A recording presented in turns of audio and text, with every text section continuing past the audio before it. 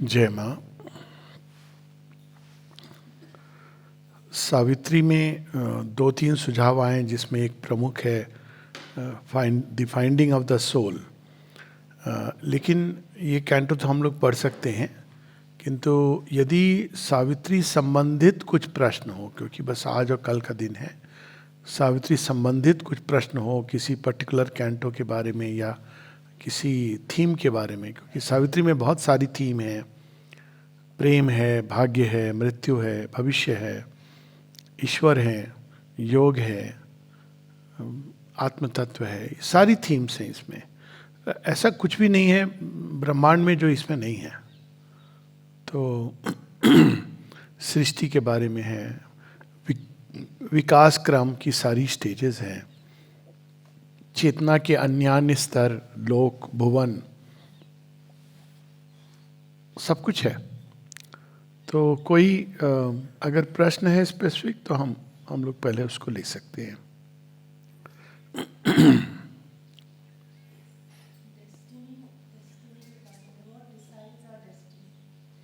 Okay, नियति के बारे में।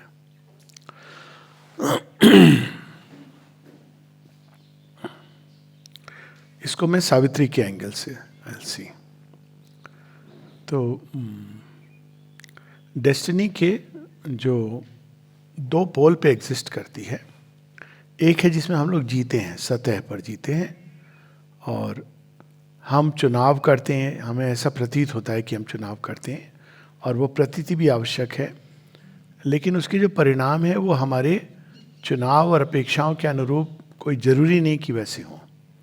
पहले ऑब्जर्वेशन हमारा करेक्ट होना चाहिए, है ना, क्योंकि कभी कभी हमारे सोच के अनुरूप होते हैं, लेकिन उसमें भी कोई चीज़ जैसे छूट जाती है, कोई चीज़ मिल जाती है लेकिन उससे जो हमने अपेक्षा की थी वो नहीं मिलता है।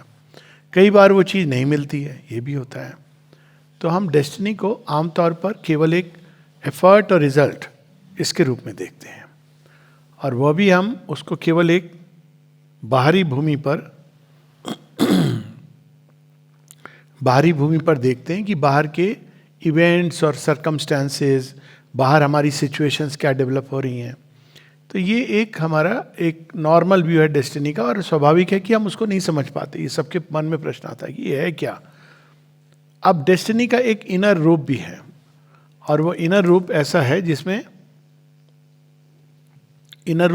जिसमें हम बाहर की घटनाओं के द्वारा हमारे अंदर जो परिवर्तन आ रहे हैं, जैसे किसी के जीवन में कठिनाई आती है, वो सिनिक बन जाता है, या उसके अंदर उसका बिल्कुल ऑपोजिट होता है, उसके अंदर एक भाव डेवलप होता है कि नहीं, किसी भी रूप में मैं इस नियति से लड़ूंगा।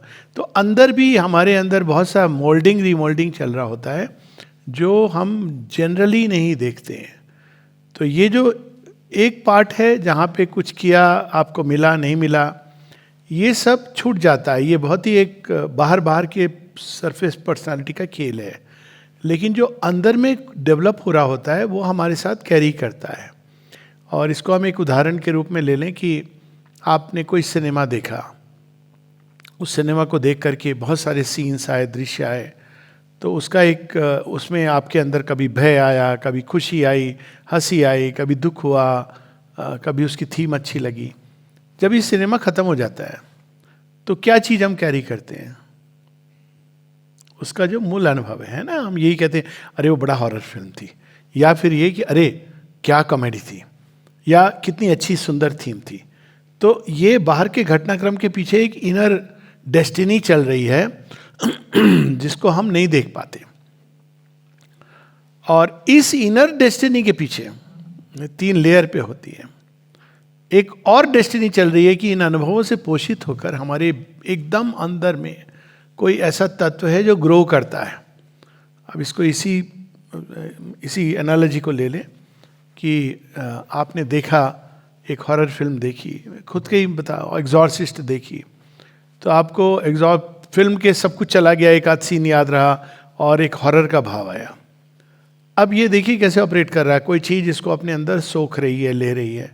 बाद में क्या होता है आपका इनर डेवलपमेंट, आपको हॉरर की चीज़ अगर आप देखते हो तो हंसी भी आती है, तो वो एक चेंज होती है चीज़ों के अंदर में, जो इसका हमारा आत्म तत्व है वो उसको और मॉडिफाई करता है, और इस प्रकार से वो आत्म तत्व कॉन्स्टेंटली ग्रो करता है। साइकिक बीइंग अपनी नित्य निरंतर यात्रा में है। तो अगर हम बाहर से डेस्टिनी को केवल पकड़ें बिल्कुल जो उसका आउटर रूप है, तो वहाँ पर एक ऐसा भाव होता है कि ना जाने कौन हमको कंट्रोल करता है, हमारे भाग्य को। चाहते कुछ और है, होता कुछ और है, या कोई चीज़ मिल भी जाती है जो हम चाहते थे, तो भी ऐसा लगता है कि जो हम उससे चाहते थे वह नहीं मिली। तो ये कांस्टेंट बाहर हमको लगती है फ्रीडम, लेकिन हम वास्तव में दास होते हैं। और अगर इसी डेस्टिनी के अपने उच्चतम रूप में जाए, जहाँ आत्म तत्व, तो वहाँ पर हम कुछ और डिस्कवर करते हैं। ये डिस्कवर करते हैं कि वास्तव में अगर कोई फ्रीडम है सच में, तो वो आत्म तत्व के पास है, क्योंकि वो ठीक जानता है कि डिवाइन क्या चाहता है। तो हमारी सोल क्या करती है कि वो वैसे परिस्थितियां चुनाव करती है। अब देखिए, बाहर से लग रहा है हम दास हैं, लेकिन अगर अंदर के सत्य को देखें तो वो ऐसी परिस्थितियों का चुनाव करती है जिसके द्वारा उसके अंदर जो भगवान का संकल्प कहीं ना कहीं किसी रूप में विद्यमान है, वो रोड अपने आप पकड़ती हुई चली जाएगी।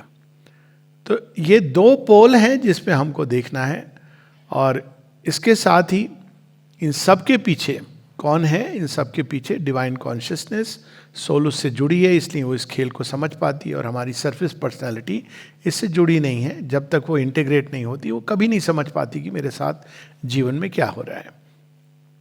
अब डेस्टिनी से जुड़े कुछ प्रश्न उठते हैं कि ये जो घटनाएं होती हैं जीवन में, ये क्या केवल दंड और पुरस्कार है? श्री अरविंद कहते नहीं, ये केवल और केवल विकास की अवस्थाएं हैं, विकास की प्रक्रिया है। हमें दंड या पुरस्कार लगती हैं क्योंकि हम अज्ञान में उसको वैसे देखते हैं। एक बच्चे को जब एक टीचर कहती है कि तुमसे ये ठीक से लिखा नहीं गया, 10 बार तुम इसको लिखो। अब बच्चा ये देख सकता है कि ये दंड है, लेकिन वास्तव में बच्चे की अगर उसको सही ढंग से मूल्यांकन करे तो उसके जीवन में परफेक्शन लाने का ये चरण है। तो हम कैसे उसको देखते हैं? हमें बाहर से लगता है यह दंड या पुरस्कार है, परंतु वास्तव में भाग्य का ये विधान नहीं है। भाग्य का विधान तो कांस्टेंट चेंज और प्रोग्रेस का है। तीसरा एक और ये जो हम लोग जीवन में देखते हैं, रैंडम घटनाएं होती हैं। तो ये रैंडम घटनाएं होती हैं जो ना आपने चाहा था, ना सोचा था, और अचानक वो हो जाती हैं जो आपके फॉर्मेट में नहीं था। तो ये क्यों होती हैं? क्या इसके तार कहीं जुड़े होते हैं हमारी डेस्टिनी से? निश्चित रूप से जुड़े होते हैं। कैसे जुड़े होते हैं? बहुत सारी चीज़ें हमारे अवचेतन मन में, हमारे डिजायर्ड सेल्फ में दबी होती हैं, तो उसका अनुभव हमको नहीं होता है और हम नहीं जानते कि इसके अनुभव में क्या है। तो सोल तो फाइनाइट है, लेकिन वो अनंत का अनुभव लेने आई है। तो वे चीज़ें कभी ना कभी किसी ना किसी रूप में प्रकट होती हैं, और फिर उनका हम एसेंस अनुभव लेकर के आगे बढ़ते हैं।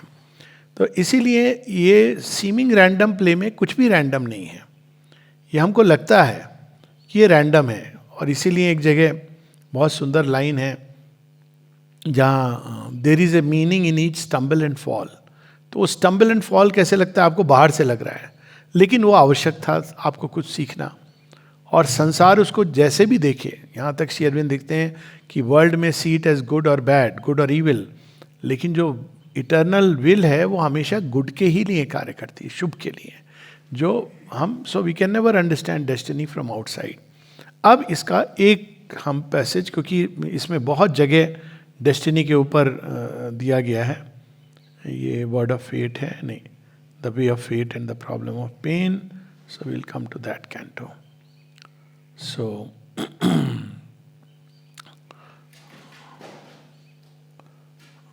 प्रॉब्ली बेटर है कि मैं कीवर्ड्स बोलूं और उसको ढूंढ लिया जाए, क्योंकि बहुत बड़ा कैंटो है। तो anyways I have almost reached. So एक पैसेज जस्ट टू, उसमें सारी लगभग एसेंस आ जाता है।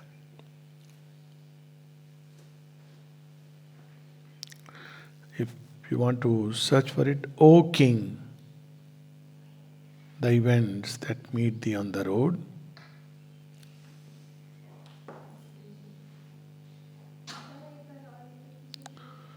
the events that meet thee on the road, Though they smite thy soul and body, body and soul, with grief and pain, are not thy fate. They touch thee a while. अब देखिए, ये तब तक मैं ये पंक्तियाँ कुछ पढ़ रहा हूँ. डेस्टिनी कैसे ऑपरेट करती है और क्यों हम नहीं समझ पाते. नारद अश्वपति को कह रहे हैं. बैकग्राउंड की जरूरत नहीं है. बैकग्राउंड ये है कि सावित्री जैसी सुलक्षणा, सर्वगुण संपन्न, उनके जीवन में ऐसा क्यों होने वाला है कि उनके पति की अकाल मृत्यु होने वाली है. तो नारद कहते हैं, O Ashwapati, random seems the ways along whose banks your footsteps stray or run in casual hours or moment of the gods. Yet your least stumblings are foreseen above. अब इसको दो तरह से हम ले सकते हैं कि भगवान चाहते थे तो ये सही है. यहां सही गलत की बात नहीं हो रही है. भगवान का ऑपरेटिंग सिस्टम में ये राइट और रॉन्ग नहीं है. वो एक अनुभव है जो आपके लिए आवश्यक है, आपकी ग्रोथ के लिए. That's all it means. Infallibly the curves of life are drawn, following the stream of time through the unknown. They are led by a clue the calm immortals keep.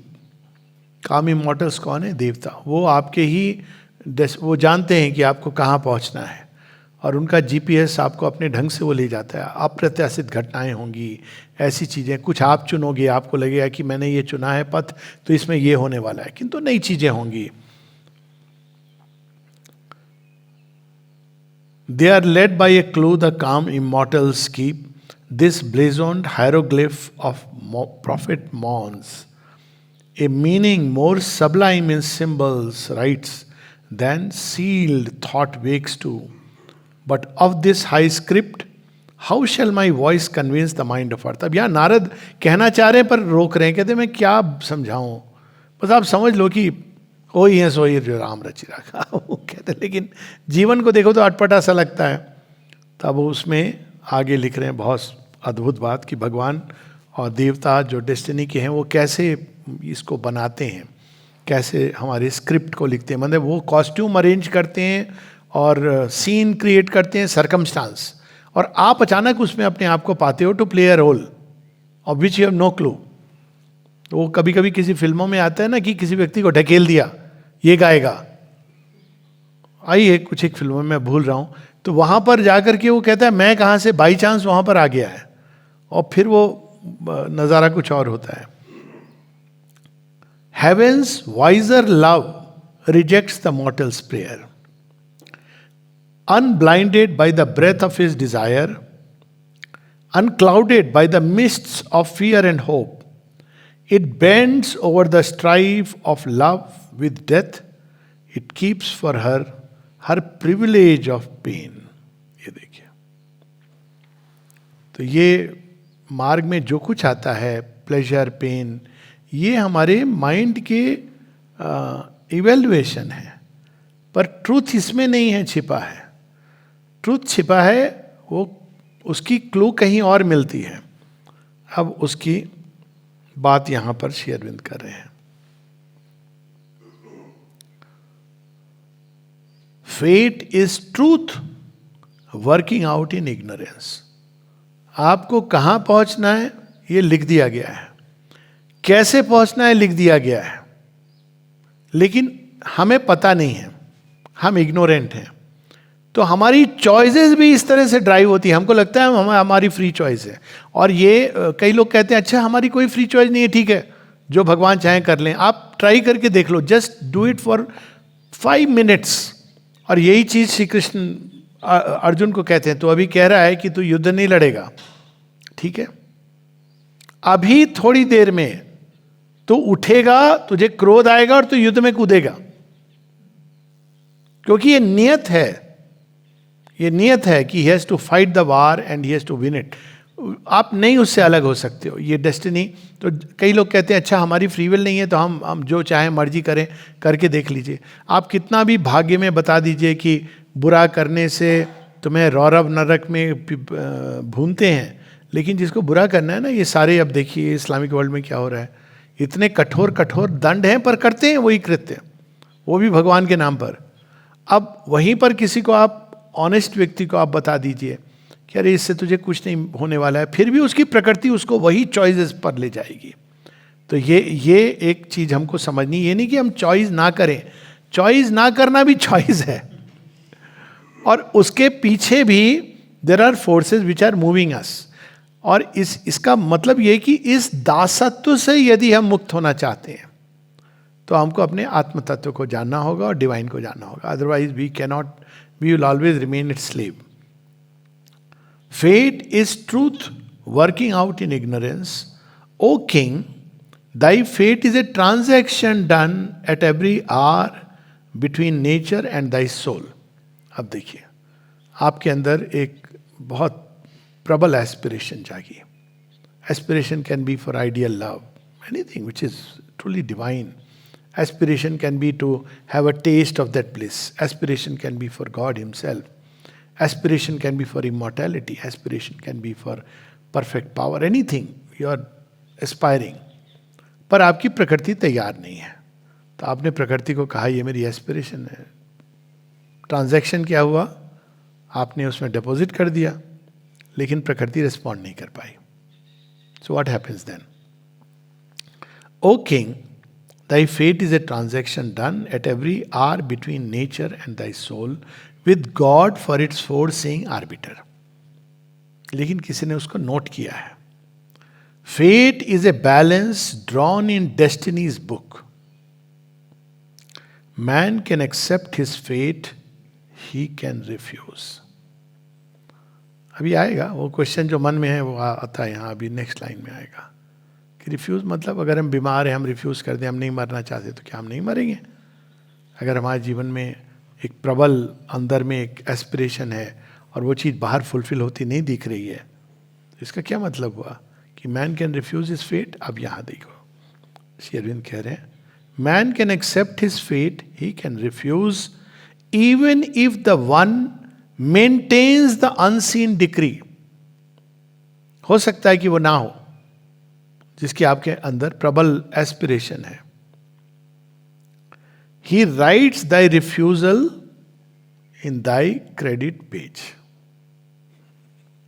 भगवान के वहां खाता खुला हुआ है आपका कि इसने इसकी प्रबल अभिप्सा की थी, और उसमें हम चीट नहीं कर सकते। वो ऐसे नहीं कि हमारी एक विश चल रही है, डिजायर, वो सभी नोटेड है कि ये विश थी, डिजायर थी, जेन्युइन एस्पिरेशन थी, क्या थी, ये सब वहाँ पे आप मतलब you can't fool the divine. अपने को हम फूल कर सकते हैं, but we cannot fool the divine. For doom is not a close, a mystic seal, arisen from the tragic crash of life, arisen from the body's torture and death. The spirit rises mightier by defeat. Its godlike wings grow wider with each fall. Its splendid failures sum to victory. बार बार गिर के destiny आपको उठाएगी, ले जाएगी वहां जहां आपकी नियति है। तो ये कौन निर्धारित करता है? आप यहां को भी कह रहे हैं, O man, the events that meet thee on thy road. बहुत सारी घटनाएं होती हैं। Though they smite thy body and soul with joy and grieve, are not thy fate. They touch thee awhile and pass. ये हम अगर introspect करें अपने जीवन में, हम सब आई थिंक कुछ होंगे जो 30 नहीं टच किया होगा, 25 के ऊपर तो सब है ना। जो 25 के ऊपर है हाथ उठाएं। हाँ, थैंक यू। एक ही सच्चाई से। अब देखिए, ये अब जीवन के पीछे अगर हम देखें तो बहुत सारी घटनाएं हुई हैं सबके जीवन में। वे जिनको हम अच्छी बोल सकते हैं, जिनको हम बुरी बोल सकते हैं, जिनके कारण हम बहुत रोए और जिनके कारण हम खुश हुए, कहाँ चली गई? चली गई, है ना। शेष क्या बचा? 1 divided by 0 equal to infinity. शेष क्या बचा? अब अपने जीवन को केवल इस क्षण तक देख लें। ये सारी घटनाएं हुई, अच्छी बुरी, जो सुख दुख, इस समय आप कहाँ खड़े हैं? क्या उनका कोई रोल था हमको यहां तक लाने में? अब जब पीछे मुड़ के देखते हैं ना, तब ये बात समझ आती है कि how we are being led and carried. तो यहां पर इस बात का की पुष्टि कर रहे हैं, even death can cut not short thy spirit's walk, thy goal the road thou choosest are thy fate. तो ये मोस्ट इंपॉर्टेंट। अब कई लोगों को पता नहीं होता उनका गोल क्या है, लेकिन ये सब केवल सरफेस पर्सनालिटी की बात है। कहने का मतलब ये कि हम सरफेस पर्सनालिटी में हैं तो हमको पता नहीं है हमारा क्या गोल है, लेकिन अंदर में वो आपके लिए फिक्स है और वो उसके द्वार से लेके पहुंचाएगा। जगह जगह पर वो लाइन आती है, one who has made this world is ever its lord, our errors are his steps upon the way, he works through the fierce vicissitudes of our lives, he works through the hard breath of battle and toil, he works through our sins, our sorrows and our tears, whatever the appearance we must bear. तो मुख्य रूप से अब इसके मूल में अगर जाएं तो क्या हम सबकी डेस्टिनी है? अल्टीमेटली अगर देखें, हम सबकी डेस्टिनी तो वही है, to become divine and express something of him. अब बिकम डिवाइन से हम लोग सोचते हैं नेबुलस, हम सब पता नहीं क्या हो जाएगा, एक डिवाइन हो जाएंगे, डिवाइन का। लेकिन एज एन इंडिविजुअल हम सब भगवान के किसी एक एस्पेक्ट को एक्सप्रेस करेंगे इन द सुप्रामेंटल क्रिएशन। अभी मैं वहीं तक की बात कर रहा हूं। तो अब वो जीवन में जन्मों से ये सारी चीजें जो आएंगी, कोई ब्यूटी को रिप्रेजेंट करेगा, कोई ज्ञान को रिप्रेजेंट करेगा। ज्ञान में भी अनेकों प्रकार के हैं, कोई कई प्रकार के प्रेम है उसको रिप्रेजेंट करेगा, एस्पेक्ट्स को, कोई शक्ति को रिप्रेजेंट करेगा। तो उसके जीवन में जो घटनाएं आएंगी, जो उसके सुख दुख आएंगे, वास्तव में उसको मोल्ड कर रहे हैं वहां तक ले जाने के लिए। फिर जब वो कॉन्शियस हो जाता है तो क्या होता है, वो जान जाता है हाँ यही मेरा गोल है और कुछ नहीं। बाहर से आपको लगता है कि नहीं, I don't know my goal, doesn't matter, there is something और someone within which knows the goal. Goal क्या, उसको मतलब उसके सॉफ्टवेयर में डला हुआ है, आप उसको अवॉइड नहीं कर सकते। तो मुख्य चीज यही है डेस्टिनी का, and it's a good news actually, कि हम सब के लिए at the end of the long journey something has been beautiful has been decided for us. और वो ठीक जैसे आप आश्रम में ये होता है कि जो कुछ एक इवेंट्स होते हैं जहाँ सब लोग लाइन में लगते हैं, तो लाइन में लगते हैं तो किसी किसी का लकी डिप निकलता है मैं एक ही बार लगा हूँ, मुझे लकी डिप निकला था माँ का चित्र छोटा बचपन का। लेकिन किसी का नहीं निकला लकी ड्रॉ, तो भी सबको कुछ कुछ गिफ्ट मिलता है। Everybody gets a prize and you come back happy. तो उसी प्रकार से हम सबका एक अल्टीमेट कुछ है जो डिसाइडेड है, और हम उसको डिस्कवर कर रहे हैं, या we are being led to discover it. बस इतना ही है और कुछ नहीं है डेस्टिनी का। बाहर से कौन सी घटनाएं होंगी, वे होंगी जो हमको उस तरफ और धकेलेंगी, not necessarily through the straight path, क्योंकि स्ट्रेट पाथ की अपनी समस्याएं हैं। तो जैसे फॉर एग्जाम्पल कई लोग सोचते हैं कि मैंने इतनी पढ़ाई क्यों की, यदि मुझे अंत में बैठ के मेडिटेशन करना था तो पढ़ाई इसलिए की क्योंकि आपके माइंड का इतना विकास हुआ, आपने सीमाओं को जाना, तो सीमा के परे जाने के आपके अंदर अभीप्सा आई। कोई और है जो अभी उस स्टेज में नहीं है। तो अलग अलग स्टेजेस में लोग हैं, उस हिसाब से डेस्टिनी ऑपरेट करती है। इज दैट ओके और something else specific you have in mind? चलेगा अभी इतना हाँ, यस।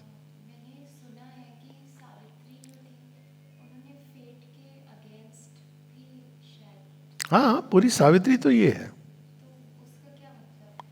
वो जो मतलब है कि इसके दो डायमेंशन है। अब you are taking it to another level, कि एक है फेट आपका जो इग्नोरेंस में ऑपरेट करता है, और एक है फेट जो आपका हायर ट्रूथ में ऑपरेट करता है।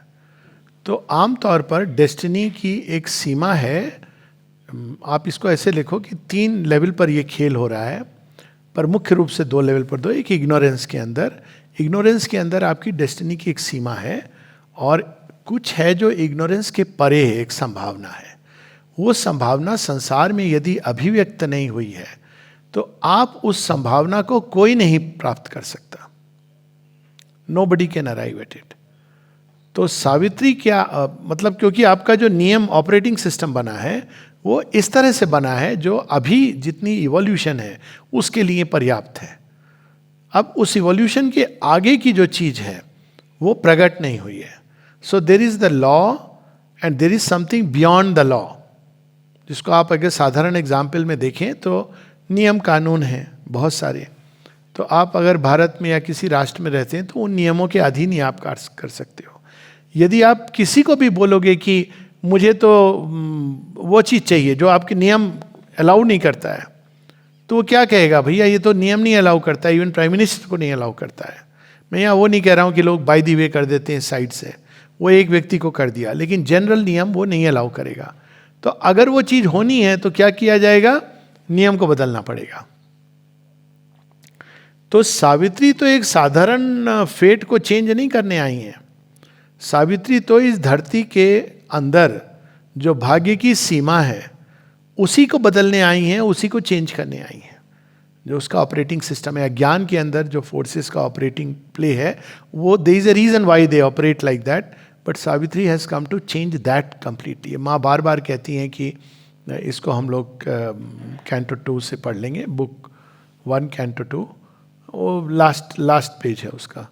तो उसको माँ कहती हैं बार बार कि I have come to change the law. So ये जो चेंज करने वाली लॉ होती है वो साधारण व्यक्ति नहीं कर सकता है, he is crossed under the wheel. पर कुछ होते हैं जिनके अंदर ये नई चीज मैनिफेस्ट करने की, नई संभावना मैनिफेस्ट करने की एक पॉसिबिलिटी दी जाती है। जैसे कि फ्रेंच रिवॉल्यूशन में हुआ, कुछ विभूतियाँ आई, उन्होंने एक पूरा सोच बदल दी। तो अगर आप इसको हायर सेंस में देखोगे तो ये भी डिसाइडेड है, ये भी डिसाइडेड है कि काल के खंड में ये चीज़ें बदलेंगी। तो अगर उस सेंस में इट इज़ ऑल डिसाइडेड, पर उसको बदलने के लिए somebody has to come and take the initiative. सो सावित्री वह अवतार हैं जो इसको बदलने आई हैं। तो अब उसमें आपको I will read out this passage. एक जो ऑर्डिनरी चेतना में क्या होता है और somebody जो आता है स्पेसिफिकली इसको बदलने के लिए।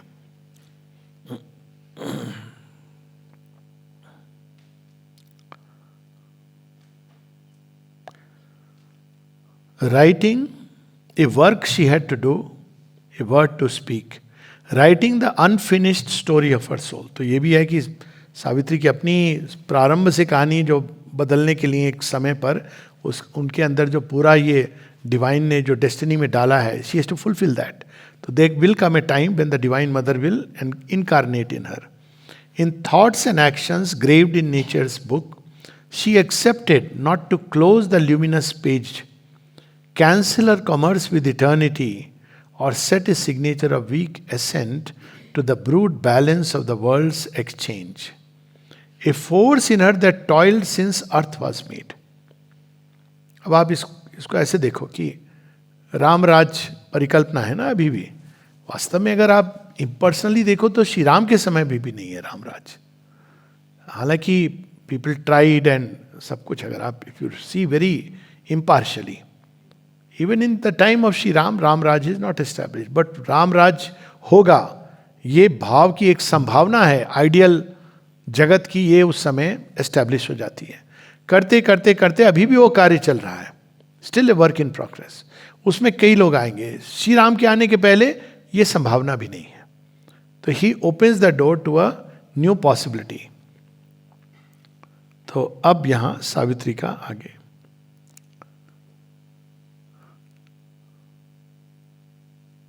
repugned to admit frustrations, a force in her that toiled since earth was made, accomplishing in life the great world plan, pursuing after death immortal aims, repugned to admit frustrations barren role, forfeit the meaning of her birth in time, obey the government of the casual fact, or yield her high destiny up to passing chance. In her own self she found her high recourse. She matched with the iron law her sovereign right. ये सारी सावित्री में यही है. Death represent the iron law. वो कहता है ये नहीं हो सकता है, बाकी सब हो सकता है. जैसे अभी क्या है कि मानव से परे रूपांतरण, एक सुपरमेंटल बीइंग, ये नहीं हो सकता है. Man is the highest. यही डेस्टिनी. आप अगर किसी को बोलोगे कि मैं माँ के आने के पहले कि मैं तो चाहता हूँ कि मेरी देह एकदम स्वर्णिम ज्योति से जगमगाने लगे, रोग समाप्त हो जाएं और मृत्यु ना हो, तो people will laugh at you. पर वो भाव भी आप तुम्हारे अंदर अगर आया है एक क्षण भी किसी जीवन में, तो आप मार्क्ड आउट हो गया. जो हमने पढ़ा ना कि even if he rights your failure, मतलब डोम, बट स्टिल आपके क्रेडिट पेज में वो एफर्ट किया है. कहीं पर कहीं किसी उसमें यू फेल्ट, और any of us felt, maybe 1 life 2 life, who knows when, कि चीज़ें बदलनी चाहिए. मनुष्य के परे कुछ तो होना चाहिए. तो वो सारी चीज़ें मार्क्ड हैं. जब उसका समय आएगा तो ऑल दीज आर कॉल्ड. यही माने आपने उसमें भी कहा है कि we have all met in previous lives and we have laboured for the victory, we have laboured for the victory and will share the joy of it. I know, मैं बचपन में मेरे अंदर ये आता था कि superman has to come. I had not read about Mother and Shri Aurobindo, पर मुझे ये अटपटा लगता था कि ये ह्यूमन से बंद कैसे हो सकती हैं चीज़ें. ये तो बड़ा अजीब है, ये स्टोरी कैसे समाप्त हो गई. तो ऐसे जब भी कभी कभी अलग अलग रूप से, मैं एक उदाहरण दे रहा हूँ कि कुछ लोग हैं जिनके अंदर ये भाव उठे हैं, लेकिन वो समय नहीं आया था उसको एक्टिवेट करने का. अब माँ कौन है, सावित्री कौन है? सावित्री उस नई संभावना को जन्म देने के लिए आई है, और वो संभावना जब जन्म ले लेगी, धरती स्वीकार कर लेगी, मृत्यु स्वीकार कर लेगी, मतलब उसके पास अब कोई चॉइस नहीं है, तो वो अब एक जनरल पॉसिबिलिटी के रूप में एक्सेप्ट हो जाएगी. हर single will oppose the cosmic rule to stay the wheels of doom. This greatness rose at the unseen's knock upon her hidden gates. Her strength, made greater by the lightning's touch, awoke from slumber in her heart's recess. It bore the stroke of that which kills and slays. She faced the engines of the universe. A heart stood in the way of the driving wheels. तो अब ये जो यहाँ पर destiny change करने की सावित्री बात कर रही है, वो ये नहीं है कि भाई सत्यवान वापस आ गया so that I can enjoy my life forever. Death उसको यही कहता है कि ये परमिटेड नहीं है कि वो वापस आए. यू विल फॉरगेट हिम, ये संभव है, and you will find somebody else, कोई और तुमको मिल जाएगा, ये संभव है. लेकिन सत्यवान वापस आ जाए, ये कोई विधाता नहीं है, लिखा ही नहीं है किसी के लिए, तो तुम्हें कैसे मिल सकता है. और फिर वो बताता है कि ये प्यार जो तुम्हारा है मैंने बहुत देखा है. आप किस प्यार की बात कर रहा है? तो सावित्री उत्तर देती है, my love is not a hunger of the heart, my love is not a hunger of the flash. तो पहले कहती हैं, तो ये जो हम कहते हैं ना चेंज डेस्टिनी, तो उसका अर्थ ये नहीं होता अरे मेरे मन में है कि कोई मेरा हो जाए तो मैं कैसे भी हो जाएगा. It doesn't work like that. तो ये कैसे ये ऑपरेट कर रही है सावित्री के केस में कि she is opening a new possibility, कि Satyavan must not die, because साथ में उन दोनों को एक महत् कार्य करना है. तो जब एक बार एक सत्यवान वापस आ जाता है इस तरह का, तो ये उस तरह के सत्यवानों के लिए, ये नहीं किसी के भी लिए कैसे भी, क्योंकि ये दोनों ऑपरेटिंग सिस्टम चलेंगे. एक है जिसमें अज्ञान में हो, अज्ञान में जब आदमी जी रहा है तो ऑटोमेटिकली ये नहीं अप्लाई कर रहा है, वो धीरे धीरे चेंज करेगा. लेकिन कुछ हैं जो तैयार हो गए for the higher law to take over the lower law. So Savitri आई हैं जो उस समय के नियम हैं सृष्टि में उसको बदलने के लिए. एक बार वो बदल देती हैं तो वो संसार में सबके लिए लागू होता है. तो वो केवल अपना व्यक्तिगत भाग्य बदलने नहीं आई हैं, वो बदलने आई हैं संसार का भाग्य. Where love must die and suffer, that's how she is come to change, and that is the beauty of Savitri. वो खुद, हाँ बोलिए.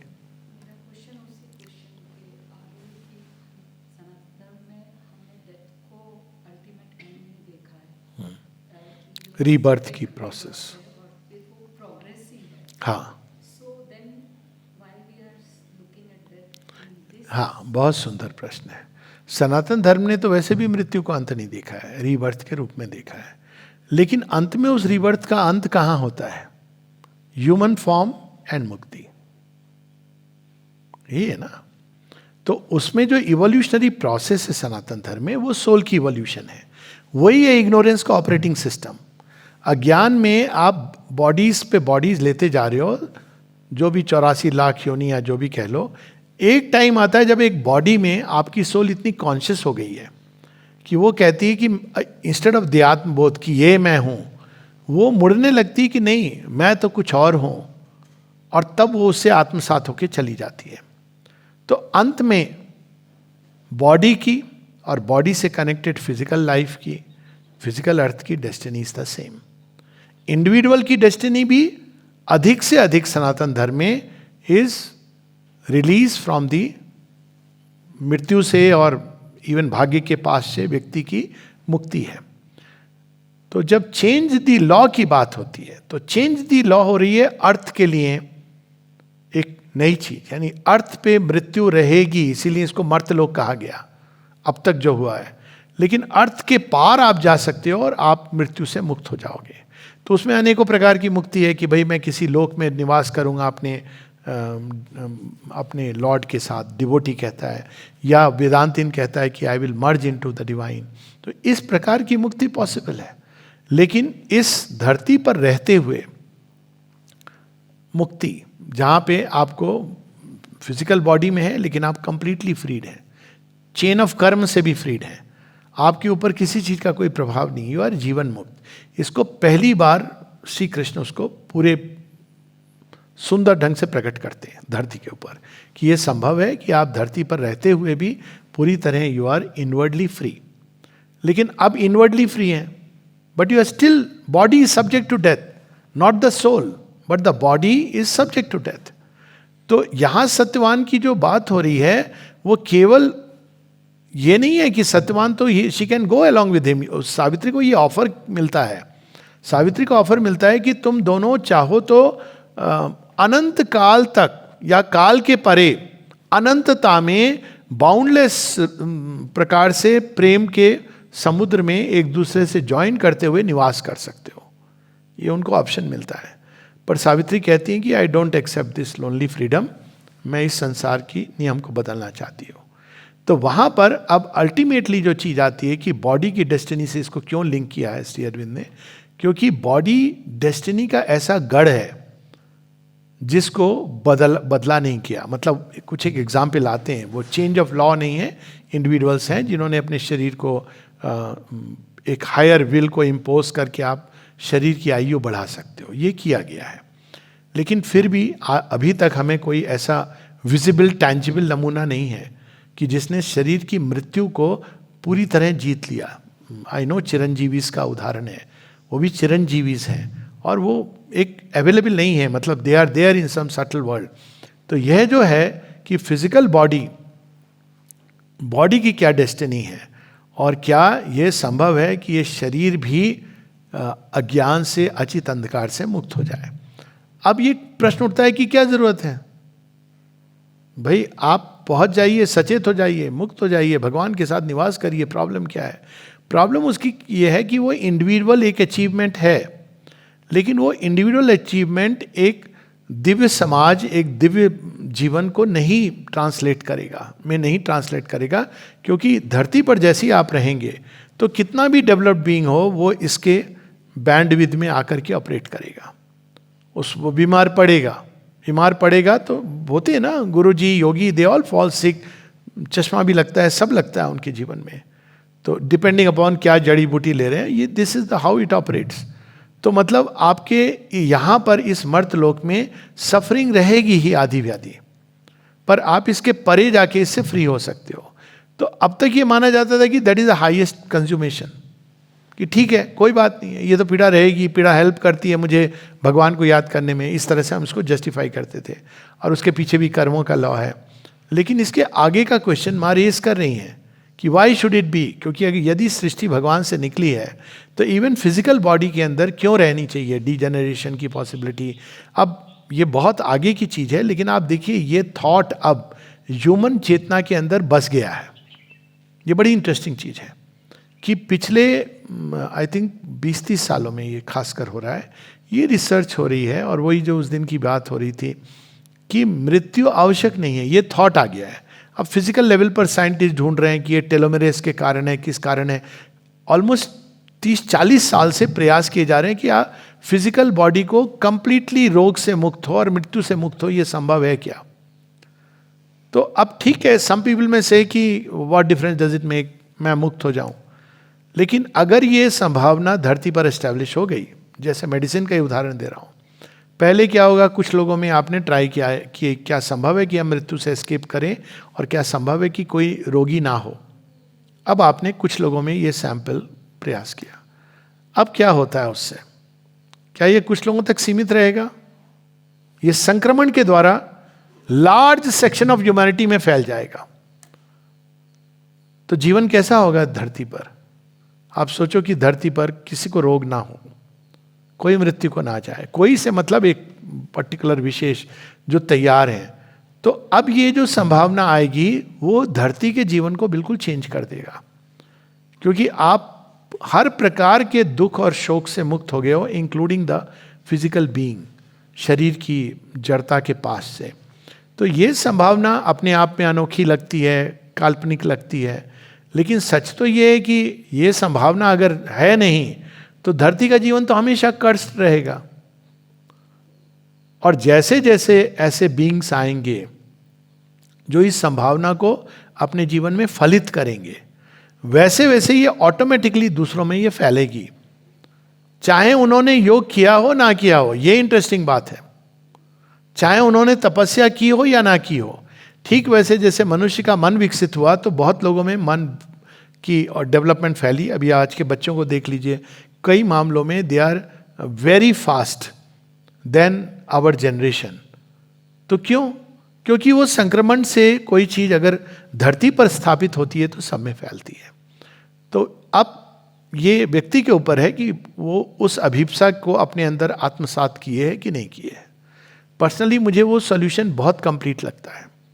तो इसीलिए श्री अरविंद कहते हैं कि जिनको मुक्ति का पथ चुनना है वो चुन सकते हैं, ये नहीं कि निषेध है इस योग में। लेकिन यदि आप सच में आपके अंदर एस्पिरेशन है, इसीलिए इस योग को कहा गया हीरोइक सोल्स, क्योंकि ये जो पथ है जिसमें आप इस संभावना को अल्टीमेटली एक्टिवेट करेंगे। माँ ने तो कह दिया है कि ये होगा, लेकिन वो एक प्रोसेस है, लंबी प्रोसेस है। मुक्ति वाला पाथ ये नहीं कि ईजी है, लेकिन कम से कम लगता है कि ठीक है, हम 1-2 जन्म में तो पा ही लेंगे, हमारे कन्हैया मिल जाएंगे, हम चले जाएंगे उनके साथ। तो वो इंडिविजुअल उपलब्धि है। तो उस सेंस में हमारे शास्त्रों में इसकी बात नहीं है। Change the law and going beyond the law. तो ऐसे योगी रहे हैं जो बियॉन्ड द लॉ रहे हैं, जो काफ़ी लंबे आयु तक उन्होंने समहाउ शरीर को मेंटेन करके रखा, या पैसेज होने के बाद किसी शांग्रीला में या कोई ज्ञानगंज में उन्होंने सूक्ष्म देह में वो रह रहे, ये संभावना है। परंतु वो इस पृथ्वी की नियति को अस्वीकार कर देते हैं। पृथ्वी की नियति क्या है? वो जड़ता, अचित, अज्ञान, अंधकार, और उस पर जो भी जीव पृथ्वी की देह से बने हैं, पृथ्वी की मैटर से बने हैं, उनकी नियति एक ही है। So in that sense it is a complete consummation of earthly life, जो वेदांत दर्शन में नहीं है। मतलब प्रयास है, जैसा मैंने कहा, श्री कृष्ण जीवन मुक्ति की बात करते हैं, पासिंगली मेंशन भी करते हैं। जिस श्लोक को लोग दूसरे ढंग से भी देते हैं, you can take it both way, कि जरा मरण, जो बड़े योगी होते हैं वो जरा मरण के पार जाते हैं, और जरा इज ओल्ड एज, और श्री कृष्ण की मृत्यु इज वेरी सिंबॉलिक। जरा नाम के व्याध से उनको तीर लगता है, मतलब ही इज स्टिल ससेप्टेबल, हालांकि वो डिवाइन है, he is still susceptible to death by old age. तो ये those people who are called to do it will continue to do it. माने उनको हीरोइक सोल्स का है, क्योंकि वो कठिन कार्य है। पर ये अंतर है, मूल रूप से ये अंतर है। जो इवोल्यूशन है वेदांत में, इवोल्यूशन वो सोल का इवोल्यूशन है, ट्रांसमाइग्रेशन के थ्रू। और साइंस में फिजिकल इवोल्यूशन की बात की है। अगर फिजिकल इवोल्यूशन नहीं होता है तो आपकी जो ह्यूमन कैपेसिटीज है वो लिमिटेड रहेंगी. आप मुक्त हो जाओगे after death, but your human capacity of thinking, feeling, life energy वो लिमिटेड रहेगी, मिक्स्ड रहेगी. तो इसलिए कुछ योगी ये तरीका अपनाते हैं कि वो जीवन से कट करके जीने लगते हैं, क्योंकि उनको पता है कि नेचर में हम आएंगे तो ऑपरेटिंग सिस्टम यही है. श्री कृष्ण अर्जुन को भी कहते हैं अंदर से त्रिगुणातीत भव सव्यसाची, पर ये कहते हैं जब तू एक्ट करेगा तो सत्व रजस तम गुण से ही एक्ट करेगा. तो मतलब एक inner perfection with outer imperfection. Ultimately बात ये हुई कि जो देही है वो तो ल्यूमिनस स्प्लेंडर सब कुछ है, लेकिन जो शरीर है, जो उसका घर है, तो इसको अगर ऐसे देखें तो हमारे और इस जो दिव्यता अंदर है और ये जो शरीर है, इन दोनों के बीच में बहुत मिसमैच है. Book 1 canto 5. तो we can read that few lines की ये क्या एस्पिरेशन है जो श्री अरविंद प्लांट की है उन्होंने अर्थ पे, जो आज तक नहीं हुई है. तो उस सेंस में, और इसीलिए उन्होंने हर किसी को इस योग में जो पहले दिन बात हुई, क्योंकि ये हर किसी के अंदर ये कॉल होती भी नहीं है, क्योंकि मुक्ति एक एस्टेब्लिश हो गई है ना, तो एक रीजनेबल ऑप्शन लगता है कि हाँ लोग हैं जो मुक्त हुए हैं और हम भी चलेंगे थोड़ा पथ. ये नहीं कि आसान है मुक्त होना लेकिन ये लगता है कि चलो it is still. Book 1 canto 5. I will find the rest. इसमें निकाल दो ये तो. हाँ हाँ हाँ, अमृत. अमृत का यही था ना कि अमृत जिसने पी लिया वो हमेशा के लिए. इनर उसकी अमृत की बात है, अमृत तत्व को प्राप्त कर लेना. यानी 3 अमृत तत्व हैं जो हमारे उपनिषदों और वेदों में कहे गए हैं. तो एक अमृत तत्व है जब चेतना आपकी फाइनाइट घेरे को तोड़ के इन्फिनिट से चली जाती है. तो वो अमृत तत्व इसलिए है क्योंकि मृत्यु केवल फाइनाइट पर अपना अधिकार रख सकती है. इन्फिनिट तो by nature cannot die. तो सीमित चेतना क्योंकि सीमाबद्ध है, मृत्यु क्या करती है, उस सीमा को तोड़ती है. तो वो तोड़ती है तो वो लिबरेट कर रही है आपको. वास्तव में देखा जाए यही वो भी कह रहा है कि मैं तो तुम्हें सीमाओं से लिबरेट कर रहा हूं, लेकिन वो तो लिबरेशन क्या है, आपका सिस्टम ही खत्म हो गया. इट्स लाइक सेइंग मैं तुम्हारा घर तोड़ रहा हूं, तुम्हें मुक्त कर रहा हूं घर के बंधन से और घर के पास से, तो मुक्ति नहीं हुई. तो ये एक मुक्ति है जहां कॉन्शियसली योग के द्वारा व्यक्ति अनंत की चेतना में प्रवेश करता है. ये तो है, ये तो ईश उपनिषद में है. दूसरी मुक्ति है जब वो अपनी आत्म तत्व को प्राप्त करता है. सोल की कॉन्शियसनेस इमॉर्टैलिटी की कॉन्शियसनेस है. कोई भी व्यक्ति अगर सोल को टच करता है तो वो जानता है कि डेथ डजंट एग्जिस्ट. वो bye it's very nature becomes immortal. पर किसमें? आत्म तत्व में. पर फिजिकल इमॉर्टैलिटी की बात नहीं है, कहीं पर भी नहीं है. प्रयास है. असुरों ने प्रयास किया था. देवासुर जो मंथन है उसमें देवताओं के लिए, देवता are celestial beings, they are not human beings. और असुरों ने जितने भी प्रयास किए हैं, क्योंकि वो देहात्म बोध होता है उनके अंदर, तो उन्होंने जितने भी प्रयास किए एक भी प्रयास तो सफल नहीं होता है, क्योंकि उसकी conditions they can not fulfil. Even Brahma ji कहते हैं कि I can not grant you immortality. क्यों ही कैन नॉट ग्रांट? क्योंकि वो ऑपरेटिंग सिस्टम में नहीं है. ब्रह्मा विष्णु महेश भी उस कॉस्मिक चेतना में जो आया है वही दे सकते हैं. अब माने क्या किया है, ट्रांसेंडेंट में जो छिपी हुई थी ये संभावना, उसको विश्व चेतना में ले आई है. तो अब जितने भी देवता हैं वो रीएडजस्ट करके, रिकैलिब्रेट करके, नाउ दिस संभावना हैज बीन एक्सेप्टेड. इसको ऐसे देखना चाहिए. नहीं तो वो संभावना अगर विश्व की चेतना में नहीं है तो उसको देवता भी नहीं दे सकते हैं. यही ब्रह्मा जी भी कहते हैं ना कि मैं नहीं दे सकता हूं. आत्म तत्व की इमॉर्टैलिटी की बात है, पर फिजिकल इमॉर्टैलिटी की बात नहीं है. तो यहां पर उसी चीज को श्री अरविंद बड़े सुंदर ढंग से, अब बाकी चीजें तो they are on the way. ये नहीं कि आप उसको छोड़ के सीधा फिजिकल इमॉर्टैलिटी पर प्राप्त कर सकते हो. ये तो हैं ही स्टेप्स. आपको अपनी सोल को ढूंढना, अनंतता में प्रवेश करना, जो बाकी योगों में ये चीजें हैं वो सब तो हैं ही इस योग में. ये नहीं है कि मैजिक सडनली. इसके साथ में टुवर्ड दी लेटर पार्ट, जो सुबह हम लोग बात कर रहे थे, फिजिकल रूपांतरण की बात होती है. तो ये पढ़ के then we can go to now rightfully on finding of the soul. तो अशुपति ने ये सारी सीढ़ी लांग ली है. Secret knowledge, freedom from ignorance. अगर हम अज्ञान में तो हमारे लिए कुछ भी अप्लाई नहीं करता है. अज्ञान में तो बस ठुकाई बजाई होती है और कुछ नहीं. We are a slave who thinks he is free, that's all. तो यहां पर जब अशुपति ये सब रियलाइज करते हैं तो वो लास्ट की कुछ पंक्तियां उनकी विल के आगे वो क्या डिस्कवर करते हैं. He read the original UKs kept back in the locked archives of the spirit script. Original plan क्या है, ये धरती क्यों बनी है, सृष्टि क्यों बनी है. And saw the signature and fiery seal of wisdom on the dim powers who did work.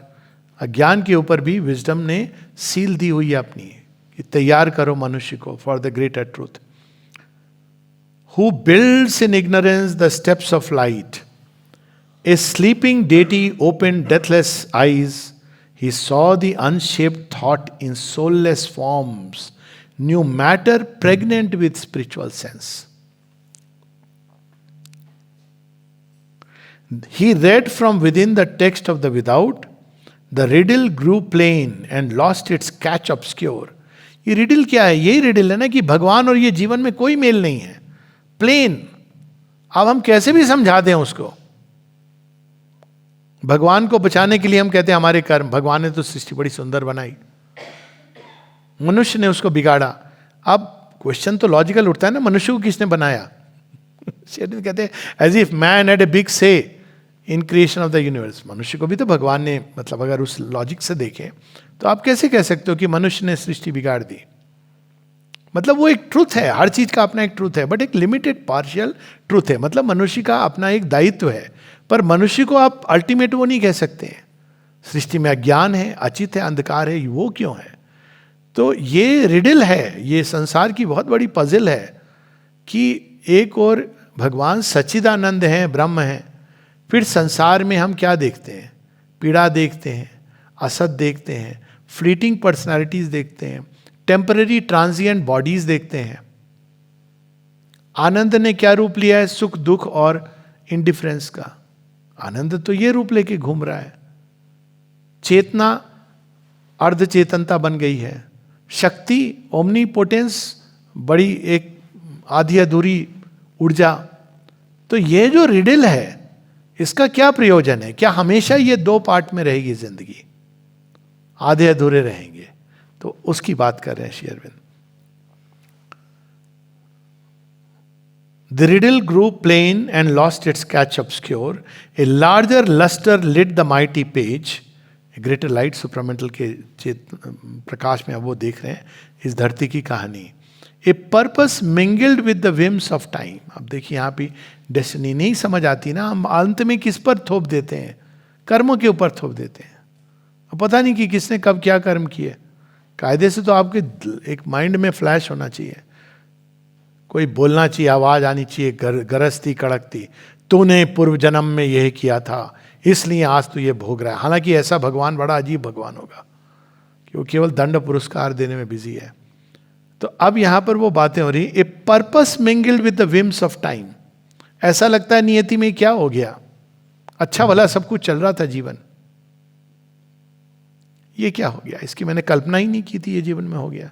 अब अगर इसको आप रियली किसी भी जीवन की घटना को अगर ध्यान से देखें कि उससे आपके इनर बीइंग और इनमोस्ट बीइंग में क्या चेंज आए हैं, तब वो रिडल सॉल्व होगी.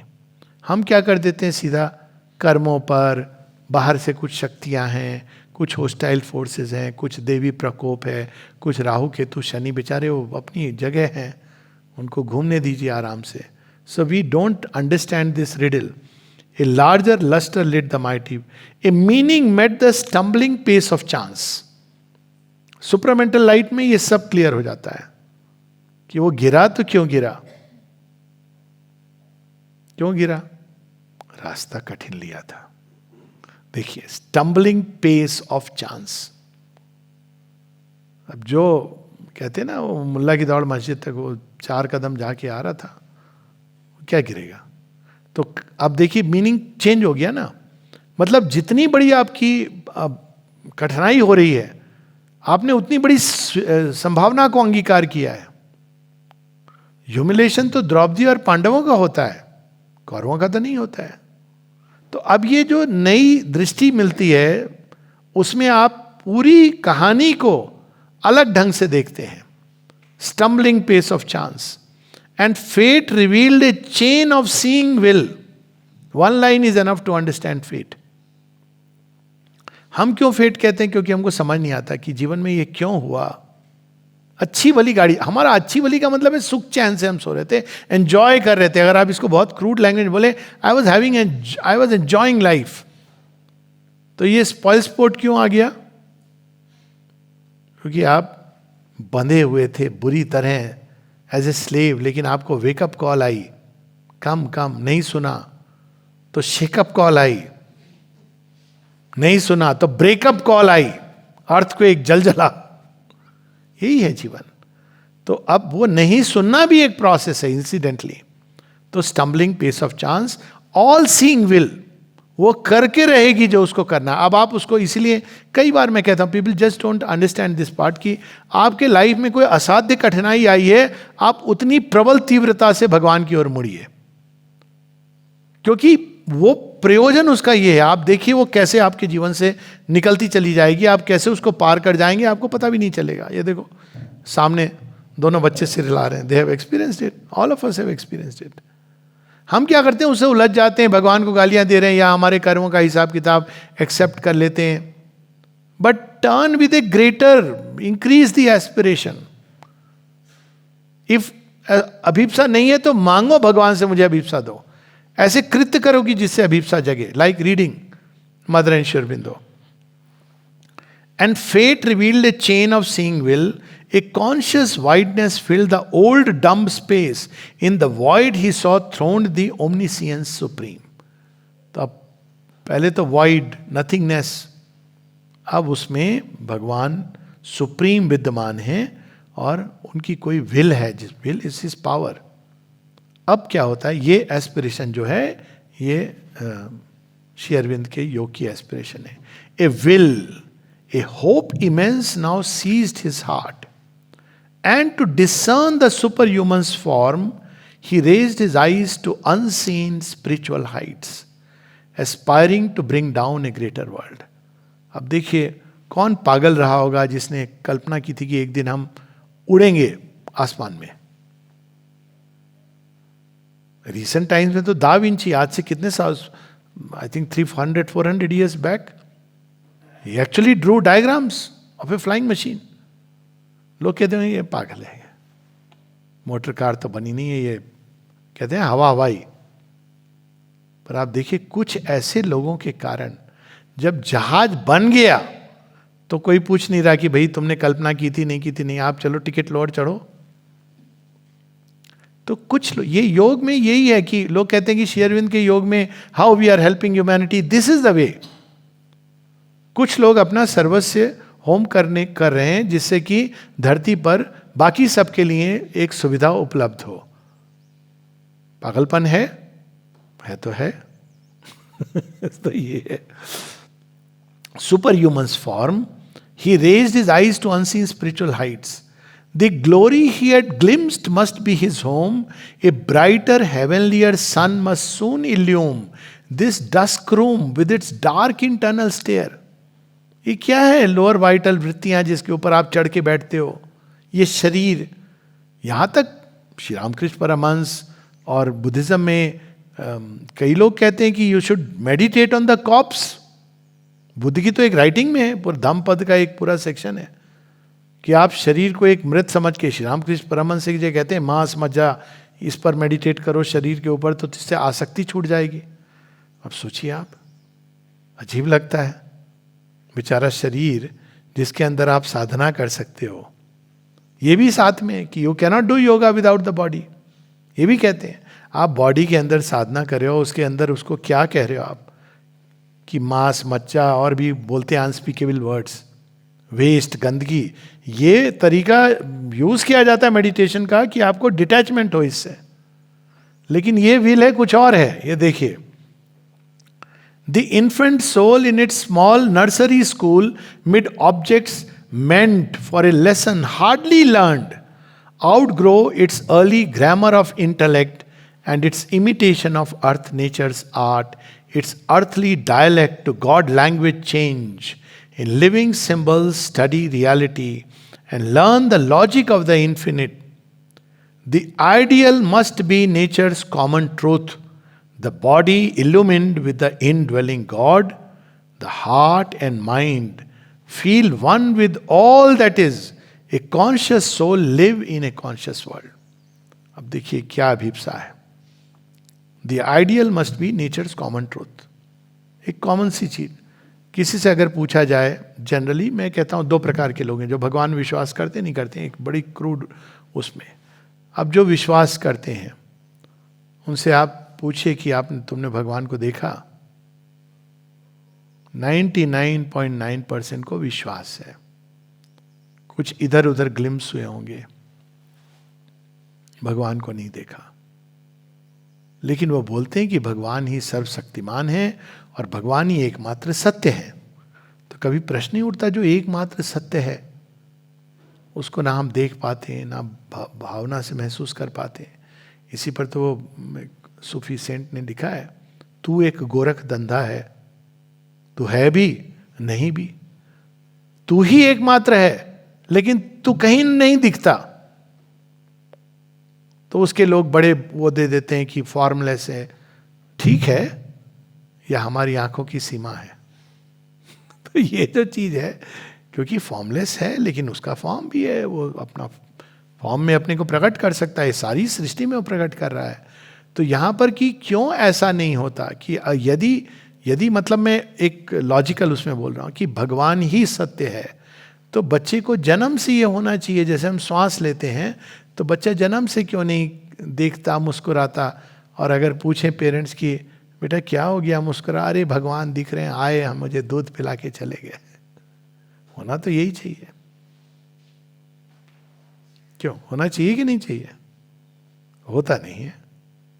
Ideal must be common truth. क्यों इतनी मेहनत करनी पड़ती है, पॉजिटिव थिंकिंग करो, भगवान है विश्वास रखो, ये सब क्यों करना पड़ता है?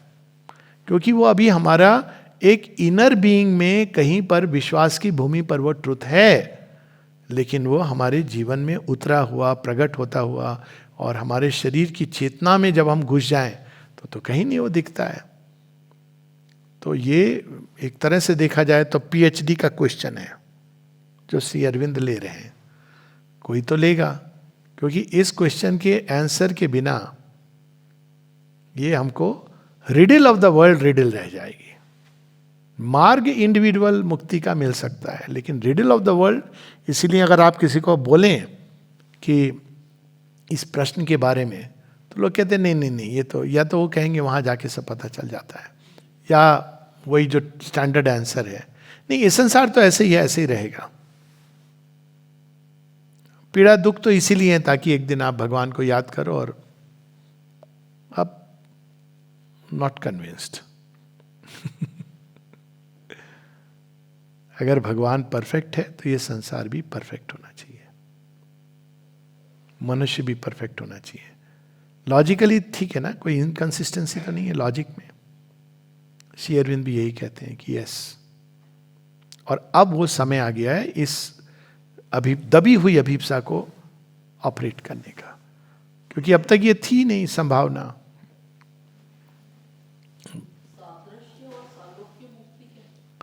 ये हमने उस दिन पढ़ा था, तो ये उसी को एक दूसरे ढंग से उन्होंने बताया है. तो सायुज्य मुक्ति, बीइंग वन विद गॉड. अब ये शब्द भारतीय संस्कृति के हैं, लेकिन कौन सा सायुज्य है? आपकी सोच सतत भगवान के साथ एक हो गई, आपका शरीर भी भगवान के साथ एक हो गया. ये बात तो नहीं प्रकट हुई है कभी.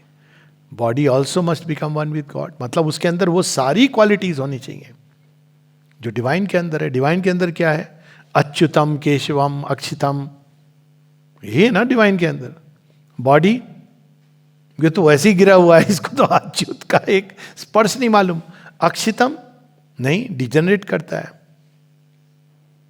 तो वो सब कुछ जो डिवाइन के साथ हम जोड़ते हैं, प्रकाश, ज्योतिर्ब्रह्म, शरीर में तो ऐसा है कि कोई भी लाइट यहां टकरा करके शैडो ही कास्ट करती है, दैट इज ट्रू। तो वो डिवाइन क्वालिटी, सायुज्य का मतलब होगा शरीर भी वही चीजें जो डिवाइन चेतना के अंदर है, वही चीजें शरीर के अंदर भी अभिव्यक्त हो, नेचुरली, स्पॉन्टेनियसली, कालांतर में लेकिन होगी। मतलब श्री अरविंद ने बहुत बड़ा बात कही है कि ये होगी, पर होना चाहिए, ऐसा ही होना चाहिए। उसी प्रकार से सालोक्य, सालोक्य क्या है कि जो ट्रेडिशनल योग में है कि वैकुंठ लोक में, जैसे वैष्णवों का है वैकुंठ लोक में या कृष्ण के लोक में, आप अगर भक्ति करते हैं तो मृत्यु के बाद आप उसमें निवास करेंगे। क्यों भाई, यहां क्यों नहीं? If Krishna is everywhere, I must be conscious of him everywhere. सालोक्य, सामीप्य, नियरनेस ऑफ द डिवाइन। और साधर्म्य, साधर्म में क्या है कि your nature becomes same as the divine nature. अब ट्रेडिशनल योग में ये जो वर्ड आता है वो मेनली सोल अपने जो डिवाइन विल है उसको वो जानती है और उसको एक्सप्रेस करती है, लेकिन वो किस दायरे में करती है? त्रिगुणात्मक प्रकृति के। अगर आपका शरीर भी, मन, प्राण, हृदय, सब कुछ उसी मोल्ड में हो गए, उस स्पंदन को वो रिस्पॉन्ड कर रहे हैं। सुबह इसी की बात हो रही थी, रूपांतरण की कठिनाइयां, तो वो हो जाएगी साधर्म गति। आपके हृदय में अनंत प्रेम है लेकिन शरीर नहीं उसको एक्सप्रेस कर पा रहा है, हृदय नहीं एक्सप्रेस कर पा रहा है। आपका मन खुला हुआ है उस असीम प्रकाश के प्रति, लेकिन जब आप एक्सप्रेस कर रहे हैं तो सेंटेंस नहीं निकल रहे हैं। Paralysed by too much of light. होना तो ऐसा नहीं चाहिए, अपने आप चैनल्स बनते जाने चाहिए और वो ल्यूमिनस प्रकाश शुड फ्लो। कविता है श्री अरविंद की, रूपांतरण, उसमें यही है कि मेरी एक एक नर्व्स बन गई हैं आपका चैनल और उसके थ्रू फ्लो कर रहा है आपका प्रकाश, आनंद। तो ये है इसमें, ये चारों शब्द श्री अरविंद ने ट्रेडिशनल योग से ही उठाए, लेकिन ट्रेडिशनल योग में union of the soul with the divine ये है, और उसमें वो लोग क्वालिफाई नहीं करते बिकॉज इट इज अंडरस्टूड। जब वो कहते हैं भगवान से एक हो गए, मिलन हो गया, तो वो थोड़ी वर्ड वो है ही नहीं, वो अंडरस्टूड है कि आपकी सोल का मिलन हो गया, फिर ये शरीर को हमने छोड़ दिया, चोला था ये, that's how it is understood. लेकिन श्री अरविंद के योग में केवल सोल की यूनियन डिवाइन के साथ काफी नहीं है, आपके माइंड की यूनियन डिवाइन के साथ, मतलब मन पूरी तरह प्रकाश युक्त मन बन जाए। आपके हृदय की यूनियन डिवाइन के साथ, मतलब हृदय पूरी तरह दिव्य प्रेम और दिव्य माधुर्य का वेसल बन जाए। लाइफ की यूनियन डिवाइन के साथ, मतलब आपकी जो जीवन की ऊर्जा है, जो प्राण शक्ति है, वो पूरी तरह भगवान की ल्यूमिनस फोर्स, उनकी शक्ति के साथ एक हो जाए, यानी कुछ भी असंभव नहीं उसके लिए।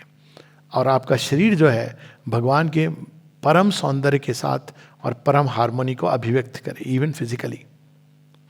तो ये मतलब whole being becomes one with the divine in its expression. हाँ बोलिए मदन गोपाल। पहले वो कहते हैं ना कि लेट द किंगडम, नहीं सही है, करते कई लोग क्वेश्चन, सुप्रामेंटल के बाद क्या होगा? यस नहीं ठीक है, नहीं दिस ए वैलिड क्वेश्चन, कई लोग पूछते हैं, ये वैलिड क्वेश्चन है कि अब इसके बाद क्या होगा। तो हाँ, टालने वाला तो आंसर ये होता है कि अरे पहले अभी 1000 साल आने दो, पर मूल चीज पहले हमको ये समझना है कि सुप्रामेंटल मैनिफेस्टेशन का मतलब क्या हुआ। मतलब ये हुआ कि अभी तक इवोल्यूशन जा वहीं रहा है, अंत में अगर हम देखें इस प्रोसेस को, जा वहीं रहा है, वही अनफोल्डिंग, और उसमें पूरे अगर बैकग्राउंड में देखें कैसे चेतना का विस्तार हो रहा है, ये तो हम देख रहे हैं। चेतना के विस्तार होने से नई संभावनाएं भौतिक देह में प्रकट हो रही हैं। अब देखिए, बंदरों को रिमोट नहीं हैंडल कर सकते हैं बेचारे, हम लोग कर सकते हैं। अब सेल फोन हम हैंडल कर सकते हैं, बंदर नहीं कर सकते हैं, बने ही नहीं, वो संभावना नहीं है उसके अंदर। तो ये जो मनुष्य के अंदर जो फॉर्म आया, उस फॉर्म के साथ कई चीजें जो चेतना में वो अभिव्यक्त करने के योग्य हुई।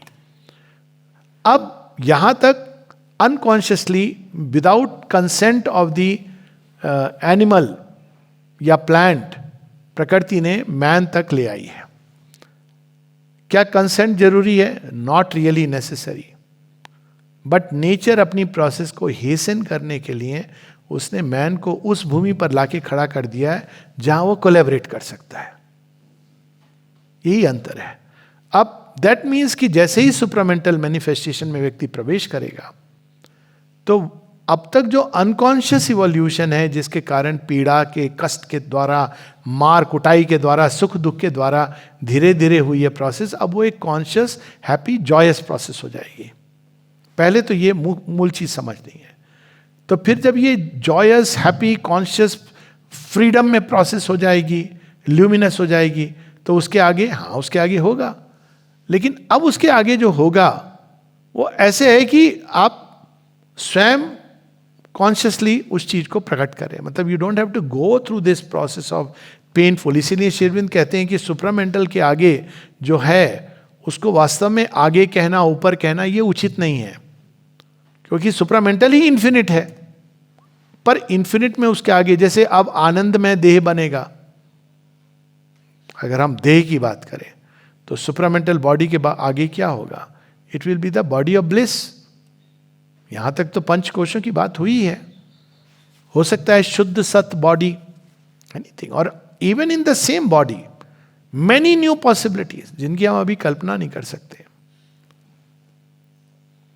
पर वो रुकेगा नहीं, पर वो अब कॉन्शियस हैप्पी वंडरफुल प्रोसेस हो जाएगी, एफर्टलेस। यस, लीला का मतलब ही यही होता है। Yes, Leela of evolution. Yes, it is eternal.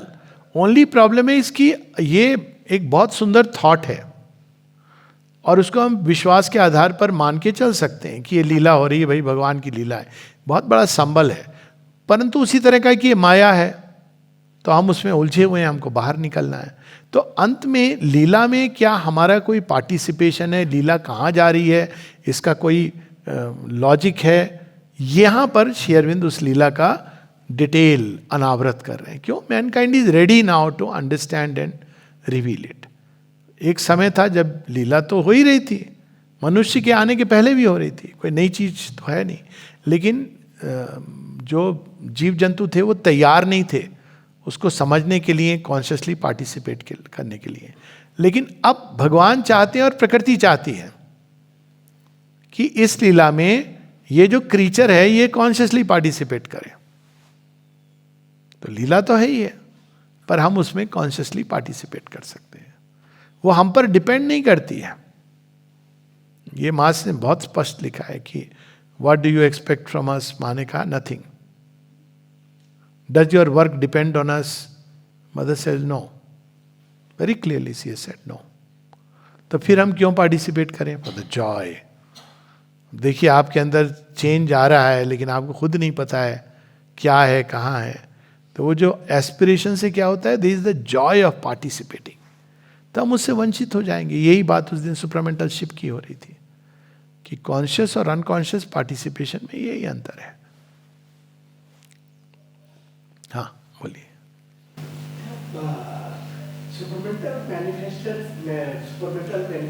जो हो जाए, हम लोग का इस शरीर का मतलब ये फिजिकल बॉडी, ये हृदय जो फिजिकल का जो मतलब ये जो इस जगत का जो प्रेम ये पकड़े जाता है, तो डायरेक्टली हम अगर उधर चले जाएंगे तो हमको तो माँ डायरेक्टली उठा के उधर दे देंगे।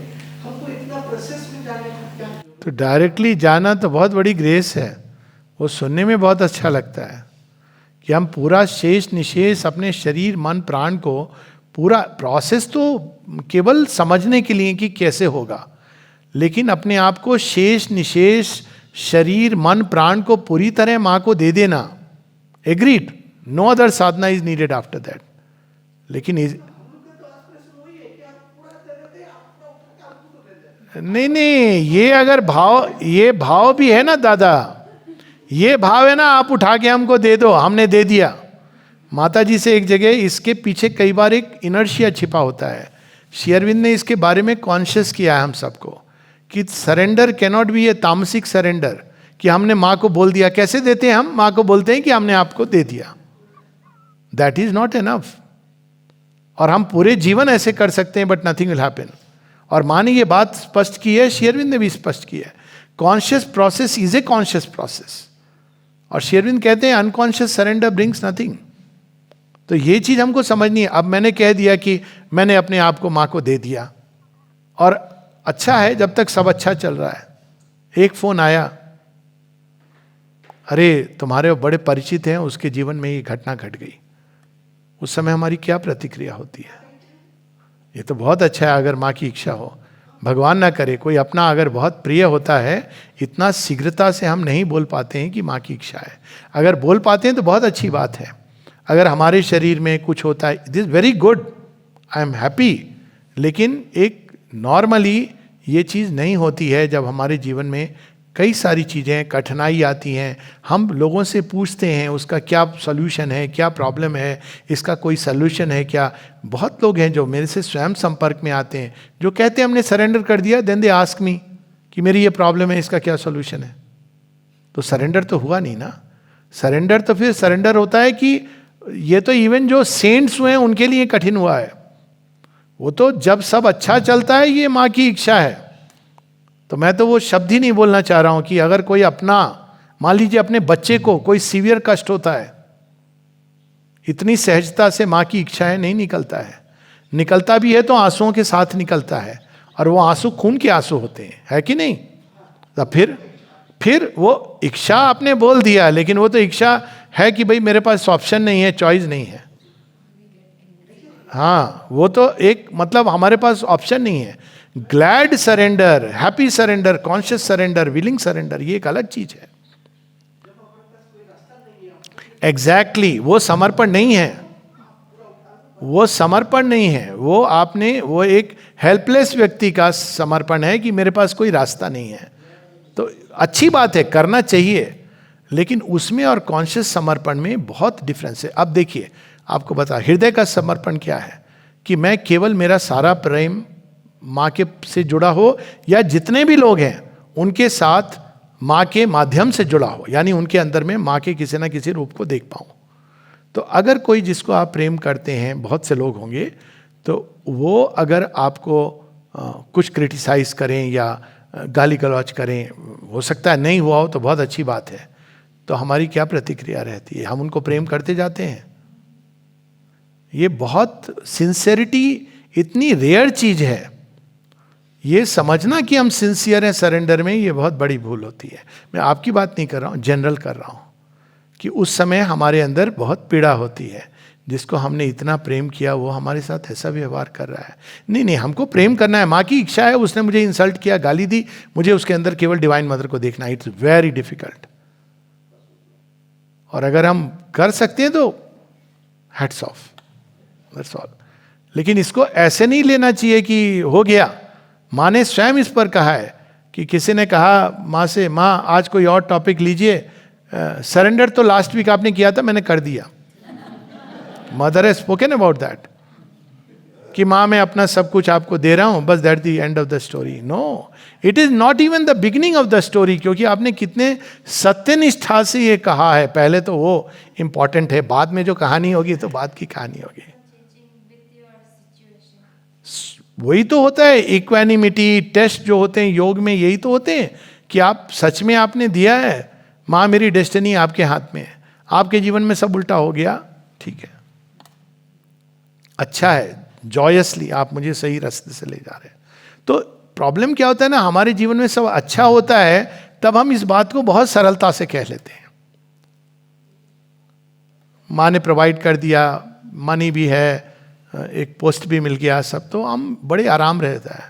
लेकिन जीवन हमेशा तो ऐसा नहीं होता है। जीवन में वही जो हम पढ़ देते हैं, ऐसी घटनाएं होती हैं, और कई बार जब ज़्यादा बड़ी संभावना होती है, ज़्यादा बड़ी समस्याएं आती हैं, उस समय ये चीज़ बहुत कठिन होती है। हमको बहुत सिंसियरली अपने आप को देखना चाहिए, हर किसी के लिए। और सच है कि अगर सिंसियर सरेंडर हो गया है, माँ से एक बार किसी ने, इसका एक प्रमाण होता है कि हम कैसे जाने कि सिंसियर सरेंडर हो गया है कि नहीं।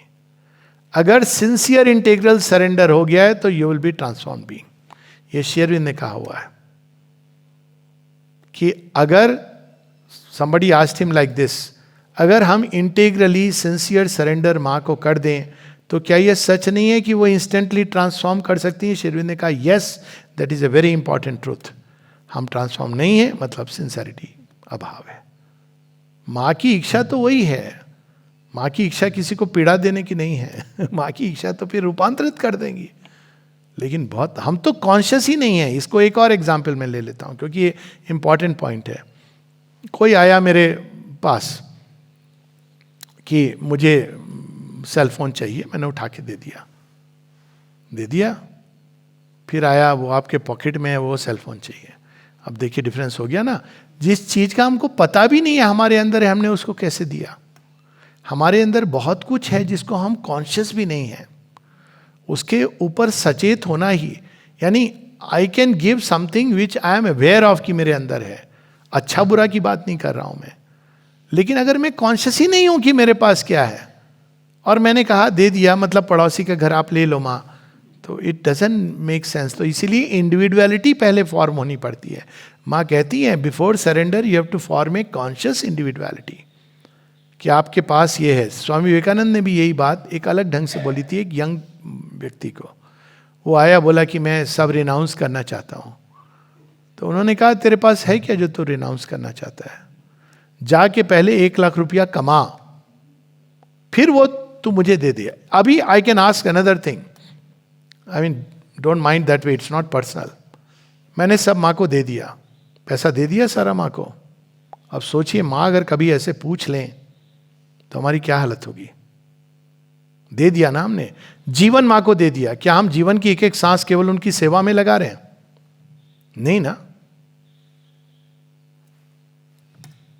मैंने विचार माँ को दे दिए, माइंड. क्या हम हर समय केवल और केवल माँ के बारे में सोचते हैं? नहीं. मैंने अपनी भावनाएं माँ को दे दी. क्या मेरे अंदर केवल और केवल माँ से ही प्रेम है और सबसे प्रेम जो है वो माँ को ही केंद्र में रख के प्रेम है? नहीं. तो फिर कैसे होगा? धन है उसको हम अपने ऊपर खर्चा कर रहे हैं. मैं ये नहीं कह रहा हूं कि गलत है, मैं ये कह रहा हूं कि but to say that this is surrender, that we should be careful. तो धन तो हमको फिर हमारे पास तो सारा का सारा immediately we should do a bank transfer और use it only for divine mother's purpose, not even buy a shirt और pant for ourselves. Honestly it should be like that.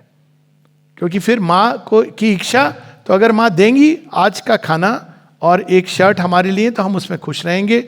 10 देंगी तो 10 लेकर के हम उसको जैसे जैसे यूज करना है, और नहीं देंगी तो हम उसमें प्रसन्न रहेंगे. Surrender is not so simple. It means complete obedience to the divine will.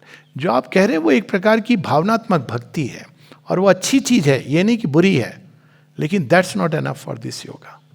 ये हमको पता होना चाहिए. हमको देखना चाहिए कि नहीं पैसा है तो मैं तो अपने लिए खर्च कर रहा हूँ बहुत तरह की चीज़ों के लिए, अपना शौक के लिए भी, ठाट के लिए भी. तो देन मतलब this there in us, so we should see it and then keep on offering to us हर की माँ ये मेरे अंदर जो वृत्ति है इसको आप हटाओ. यह ज्ञान से जुड़ी हुई वृत्ति है.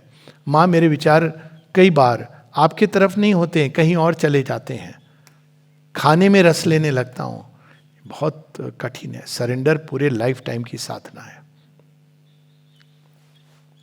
हाँ, आप क्या कह रहे हैं? Does the soul of the spirit have any predominant role in influencing the character or the habits of nature of a human being? Absolutely, it is the The soul gets transferred to another human being. Would that human being have the absolutely same characteristics, or it will be decided by the new physical environment? हाँ, but the soul will not be transferred to another human being like that. It will die. The body will die, then it will take a new human body. So yes, I get your question, but पहले तो soul और spirit दो अलग चीजें हैं, but we will not go into that because वो इस प्रश्न से संबंधित नहीं है. प्रश्न है कि इंडिविजुअल सोल का क्या हमारे कैरेक्टर पे इन्फ्लुएंस होता है? निस्संदेह इन्फ्लुएंस होता है. अगर सोल पूरी तरह अभी अज्ञान में है तो हमारा कैरेक्टर बीस्ट जैसा होगा, और हो सकता है राक्षस असुर जैसा भी हो. सोल है लेकिन वो एक चिंगारी है, और जब वो फ्लेम के रूप में बढ़ती है, एक इमेज के रूप में देख रहा हूँ, तो थोड़ा बहुत प्रकाशोन्मुख होते हैं हम लोग. और जब वो फायर बन जाती है तो केवल हम नहीं, आसपास भी वो फायर लाइट और शक्ति वो रेडिएट करने लगती है। और जब वो सोल डेवलप करके सूर्य के साथ एक हो जाती है तो आप सोचिए कैसा प्रचंड ताप होगा अंदर। तो यस, उसी के अनुसार हमारा कैरेक्टर होगा। कुछ चीज़ें हैं जो हम अंधेरे में कर पाते हैं लेकिन रोशनी में नहीं कर सकते हैं। तो वैसे ही जैसे जैसे सोल का आत्म प्रकाश बढ़ता है, कुछ चीज़ें हमारे लिए असंभव होने लगती हैं। और अगर वो वृत्ति के अनुसार, नेचर की वृत्ति से आ भी रही हैं, तो अपने आप उसके बाद हमें अंदर से लगता है कि ये चीज़ उचित नहीं है, ये सुंदर नहीं है। एक सोल की जो डिमांड होती है, ट्रूथ, गुड एंड ब्यूटी। मान लीजिए आप किसी पर डांट दिए, गुस्से में आपने हो गया, वीकनेस एक आ गई, तो जिसकी डेवलप्ड सोल होगी ना, वो खुद ही कहेगा कि ये उचित नहीं है, या तो सॉरी बोलेगा या अपने अंदर उसको स्वीकार करेगा। और जिसकी डेवलप्ड सोल नहीं है, वो क्या कहेगा, ऐसा तुमने काम किया था ना, गुस्सा तो मुझे आएगा ही, नेचुरल है, तुम चेंज करो, मुझे गुस्सा आना बंद हो जाएगा।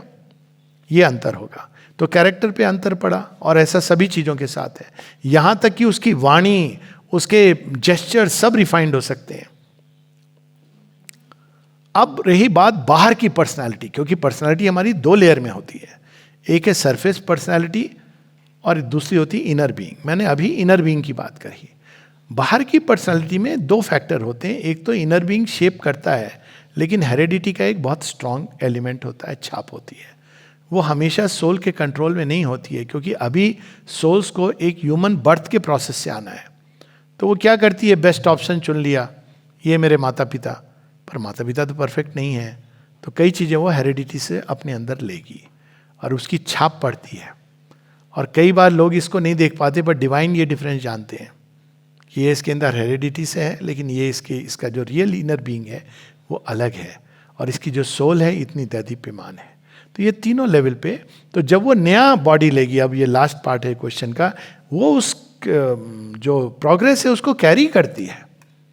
ये नहीं कि फिर से काम करेगी, जो आपने एक लाइफ में कर लिया। इसीलिए जो साइकिक बीइंग है, इसके 3 लेयर्स हैं जिस पर वो एग्जिस्ट करता है। एक है इनमोस्ट कोर में क्या है, सोल है।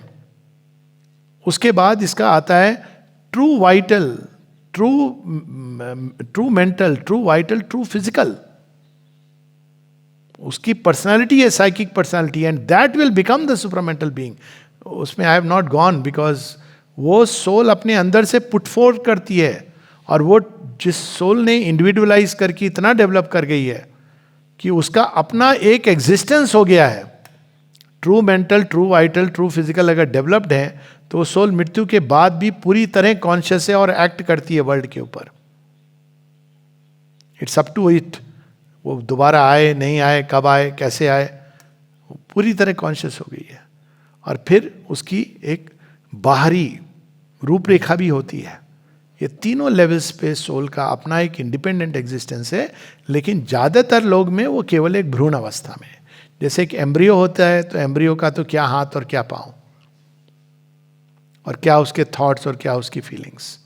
तो ज़्यादातर लोग में वो प्रकृति के अंधकार अज्ञान के अंदर पूरी तरह दबी हुई है, जिसको कहा गया मृत्यु के तले वो जी रही है। तो this is the process through which it evolves.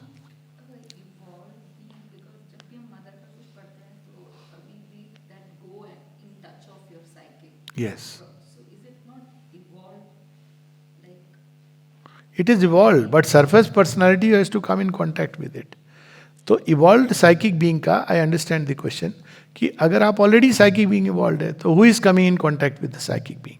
So अब ये है कि अगर आपका psychic being already evolved है, let's take 2 conditions. एक है जहाँ वो बिल्कुल evolved नहीं है, दूसरा है वो evolve हो रहा है, तीसरा वो fully evolved है, मतलब developed psychic being है। डेवलप्ड साइकिक बीइंग है तो वो आपको बहुत जल्दी आपके मन, प्राण, हृदय, शरीर सब पर इन्फ्लुएंस करेगा। वो टर्न करना क्या है, वो आपके थॉट्स को उठा करके अपनी ओर खींचेगा। You will begin to think very early about the divine and you know some of the youngsters who are sitting here.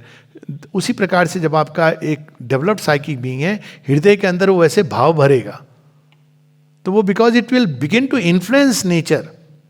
पर फिर भी बाहर की पर्सनालिटी जो है वो तो फिर भी जकड़ में है इग्नोरेंस की। तो डिस्कवर करने के लिए ये मतलब है कि अभी हम बाहर से आइडेंटिफाइड हैं, उसको हम दिस इज मी समझ रहे हैं, तो वहां से निकल के हमको चेतना को अंदर जाके हमारी चेतना को वहां से आइडेंटिफाई होके we have to take that as our station of consciousness. अब इसका डिफरेंस ऐसे कि जब हम अज्ञान में होते हैं तो अगर गुस्सा आता है तो हम कहते हैं कि भैया मेरे नेचर में मैं तो गुस्सैल हूं, कर लो क्या करना है. जब आप साइकिक बीइंग को जान जाते हैं भीतर जाके, तब आप उस गुस्से से आइडेंटिफाई नहीं करते हैं. तब कहते हैं कि मैं तो माँ का शिशु हूं, गुस्सा आता है कभी कभी. Just as an example I am saying, but you are never identified with it. वो मूवमेंट आ भी रहा है, जा भी रहा है, फिर आप उसको चेंज होने का उस पर दबाव डालते हैं. So that is how it operates. तो फाइंडिंग द साइकिक बीइंग का मतलब है कि आपकी जो सरफेस पर्सनालिटी है, सावित्री की जो यात्रा है वैसे ही शुरू होती है. सरफेस पर्सनालिटी से वो अंदर अंदर अंदर जाते हुए, वो तो उलझी हुई है बाहरी चेतना में, जैसे हम सब सुख दुख को भोग रही है. हस्बैंड की डेथ होने वाली है, वो कह रही है काश मुझे कुछ और दिन इसके साथ रहने को मिल जाए. यही अवस्था है ना, मानवीय अवस्था. क्योंकि हम सब सरफेस पर्सनालिटी में लॉक्ड हैं. अंदर में सुंदर पकवान बन रहा है लेकिन हमको मालूम नहीं है. हम उस व्यक्ति की तरह हैं जो अंदर में बहुत धनवान है लेकिन बाहर हम कटोरा लेके कह रहे हैं भैया हमको कुछ थोड़ी भीख दे दो खुशी की, थोड़ी हमको सुख की भीख दे दो, थोड़ा प्यार दे दो. ये हमारी अवस्था है. तो जब वो अंदर जाती हैं, जाते जाते जाते जब सोल से कांटेक्ट आ जाता है तो उसका प्रभाव हमारे चेतना पर क्या होता है. I want to read this क्योंकि हम तब से ये हाथ में है. So this is the experience of the soul. और सारे देवी देवता अंदर में शी डिस्कवर्स, वो हैं, ऊपर भी हैं, रिफ्लेक्टेड है हमारी सोल में. She felt herself made one with all she saw, a sealed identity within her woke. She knew herself the beloved of the supreme. These gods and goddesses were he and she. The mother was she of beauty and delight. The word in Brahma's vast creating clasp, the world puja on Almighty Shiva's lap. And Radha and Krishna and Radha forever entwined in bliss. Then she discovers her soul. अब वहाँ पे सावित्री का फिर क्या change आता है हमारे अंदर, ये इंपॉर्टेंट है जानना. If you have discovered your soul, आपके नेचर के अंदर क्या चेंजेस आएंगे. तो इसको लोग कुंडलिनी के एक्सपीरियंस से जोड़ते हैं. Yes, it is true, it is an experience. लेकिन यहाँ कुंडलिनी ऊपर से नीचे खुलती है, not from below upward. And what are the changes that come.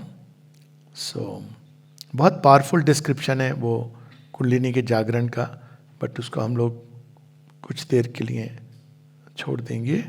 And will just read this part. Okay, this will take about 5 minutes. We'll read it. Effacing the circles of the ignorance, powers and divinities burst flaming forth. Each part of the being trembling with delight lay overwhelmed with tides of happiness and saw her hand in every circumstance. तब यह है कि हर चीज में आप देख रहे हो. In the country and felt her touch in every limb and cell. In the country of the lotus of the head, which thinking mind has made its busy space. In the castle of the lotus twixt the brows, whence it shoots the arrows of its sight and will. In the passage of the lotus of the throat, where speech must rise, and the expressing mind, and the heart's impulse ran towards word and act, a glad uplift and a new working came. वो क्या working है वो बताएंगे. The immortals thoughts displaced our bounded view. One step solution. Find the soul, you don't have to think how to get positive thoughts. You will get immortal thoughts, not negative thoughts will be impossible. वो हो गई नहीं, वो आपके operating system से गायब हो गया, इरेज हो गई वो फाइल. आपको सब कुछ नष्ट हो रहा है, डूब रहा है, वहां पर आप बोलोगे वही है, तेरी तलवार के नीचे में नचियां करके थैया थैया. Then you will actually live that truth. तो यहां पे the immortals thoughts, earths drab idea and sense. Earth के जो नॉर्मल अर्थली बींग्स के जो थॉट प्रोसेस हैं और आइडियाज हैं, ड्रैब, देखा जाए तो वेरी बोरिंग, पर लोगों को रस आता है उसमें, वो खत्म हो जाएंगे अपने आप. All things now bore a deeper heavenlier sense. क्या हेवनलियर सेंस? हर चीज में भगवान का हाथ कैसे ऑपरेट कर रहे हैं, क्यों हो रहा है ये लीला, ये सब के प्रति हम कॉन्शियस हो जाएंगे. A glad clear harmony mark their truths outline, reset the balance and measures of the world. किसी को लग रहा था मेरे जीवन में इतना कष्ट क्यों हुआ, और जिसकी सोल के साथ थॉट्स जुड़ गए हैं वो कहेगा अरे कृपा हो गई तुम्हारे ऊपर. और आपको समझ नहीं आएगा कि ये क्या कह रहा है, पर वो कृपा है. Reset the balance and measures of the world. Each shape showed it's occult design. इसका रिवर्स भी है. कोई कि अरे हमारी बहुत बड़ी प्रमोशन हो गई, खूब पैसे आ गए, हमारा ये हो गया, कहेगा क्या मूर्ख और गड्ढे के अंदर गिर रहा है. You actually see it but you can't tell it कि एम्बिशन के पीछे भाग रहा है. देखो अपनी जिंदगी बर्बाद कर रहा है. मेजर आपके चेंज हो जाते हैं. Each shape showed its occult design, unveiled God's meaning in it for which it was made, and the vivid splendor of his artist thought. A channel of the mighty mother's choice, the immortal's will took into its calm control our blind or erring government of life. अब देखिए will, माँ की will के साथ tune में आ गई. अब जो आपके अंदर संकल्प जगेगा वास्तव में डिवाइन मदर की विल होगी. तब हम ये कह सकते हैं, नॉट बिफोर दैट, कि भाई मेरे अंदर जो भी विचार उठ रहे हैं, जो भी इच्छा हो रही है, सब माता जी करवा रही हैं. That's dangerous. पर एक बार आप साइकिक बीइंग का इन्फ्लुएंस शुरू हो जाएगा, तब ये प्रारंभ होता है. A loose republic once of wants and needs. और आप कर नहीं पाएंगे. अगर आप प्रयास करेंगे कुछ अपनी डिजायर्स के अनुसार से करने का, तो या तो आपकी जबरदस्त ठुकाई होगी, it will not be allowed. और यदि आप नहीं करेंगे according to what the will inside you is, which is the mother's will, you will feel pained because you know कि this is not what her will is. तो ये उस हद तक जाती है चीज. Life now obeyed to a diviner rule and every act became an act of God. Every act. अब देखिए, in the kingdom of the lotus of the heart, love chanting its pure hymeneal hymn made life and body mirrors of sacred joy. आपकी सारी जो भावना अंदर में उठती है, negative feelings impossible होगी. यानी हेटरेट, जेलसी, पॉजिटिवनेस और क्या क्या होता है, नेगेटिव फियर और जो भी होता है, ये आपके लिए क्रोध, ये सब जो भी है, ये आपके अंदर ये आ नहीं सकती हैं उसके बाद, बिकॉज ऑपरेटिंग सिस्टम चेंज हो गया. वो पूरा सोल का आधिपत्य आ गया है. Soul will not allow. It always wants truth and good and beauty. Obviously it takes time to completely change, but once it starts, made life and body mirrors of secret joy and all the emotions gave themselves to God. माँ, mother, father, friend, playmate, beloved, paramour, master, guide, everything. In the navel lotus broad imperial range, its proud ambitions and its master lusts. Ambition का क्या होता है? मुझे ये मिल जाए, वो मिल जाए, प्रमोशन मिल जाए. Were tamed into instruments of a great calm sway to do a work of God on earthly soil. वो सब चेंज हो जाते हैं. The only will left is to serve the mother. वो सारे ambitions they are tamed. फिर ये होता ही नहीं है कि मैं आप अपना बायो डेटा नहीं रखोगे, माने जबरदस्ती लोग पूछेंगे तो करोगे, आपका कोई विजिटिंग कार्ड नहीं रहेगा. ये एक सिंपल वन टेस्ट, क्योंकि आपको लगता है ये सही नहीं है. कोई बायोडेटा पूछेगा तो आपको देना पड़ेगा. वो इंट्रोडक्शन के लिए लोग फालतू की चीज़ें करते हैं, आपका फोटो और बायोडेटा, बट आपका वो उससे कोई आइडेंटिफिकेशन नहीं है, लेना देना नहीं है. कोई बोलेगा तो आपको अजीब लगेगा कि अरे क्या बोल रहा है मेरे बारे में, मैं डॉक्टर हूँ, विंग कमांडर हूँ. ये लगेगा अरे कौन सा ये कोई सांप की केंचुन जो उतर गई नाम चिपका हुआ है, और लोग उसको ज़्यादा इंपॉर्टेंस दे रहे हैं. लेकिन ये उनकी समस्या है. In the narrow nether centres petty parts it's childish game of daily dwarf desires. Golgappe खाने, समोसा बना है, ये डेली ड्वार्फ डिजायर्स, ये तो है छोटी छोटी. वहां क्या होगा? was changed into a sweet and boisterous play, a romp of little gods with life and time. ऐसा नहीं है कि वो आप नहीं, I don't eat samosas, ऐसा नहीं. अरे भगवान तो हर चीज का आनंद लेते हैं. If it is pakoras, we can have. But if there is no pakoda, it's okay. मौज है. Daily dwarf desires. कोई नहीं, किसी ने आपको एक छोटा सा कोई गिफ्ट दिया, मे बी स्मॉल. ओह, ये नहीं कि आप उसको सीख कर रहे थे किसी से, पर दिया किसी ने. उसका एक्सप्रेशन उस चीज का अद्भुत है. वाह, इट इज सो ब्यूटिफुल. माँ को देखो कैसे करती थी. और लोगों को ये लगता था कि बस कुर्बान हो गई. किसी ने वो हैंकर चीफ दिया, माँ से कहा, माँ आप दिया है मैंने, आप यूज़ नहीं करती हैं. कहती इसको नया वाला यूज़ करो. फिर वो कहती पता है वो पुराना वाला मुझे बहुत अच्छी सर्विस दी है इसने. अब सोचिए वो क्या कॉन्शियसनेस है.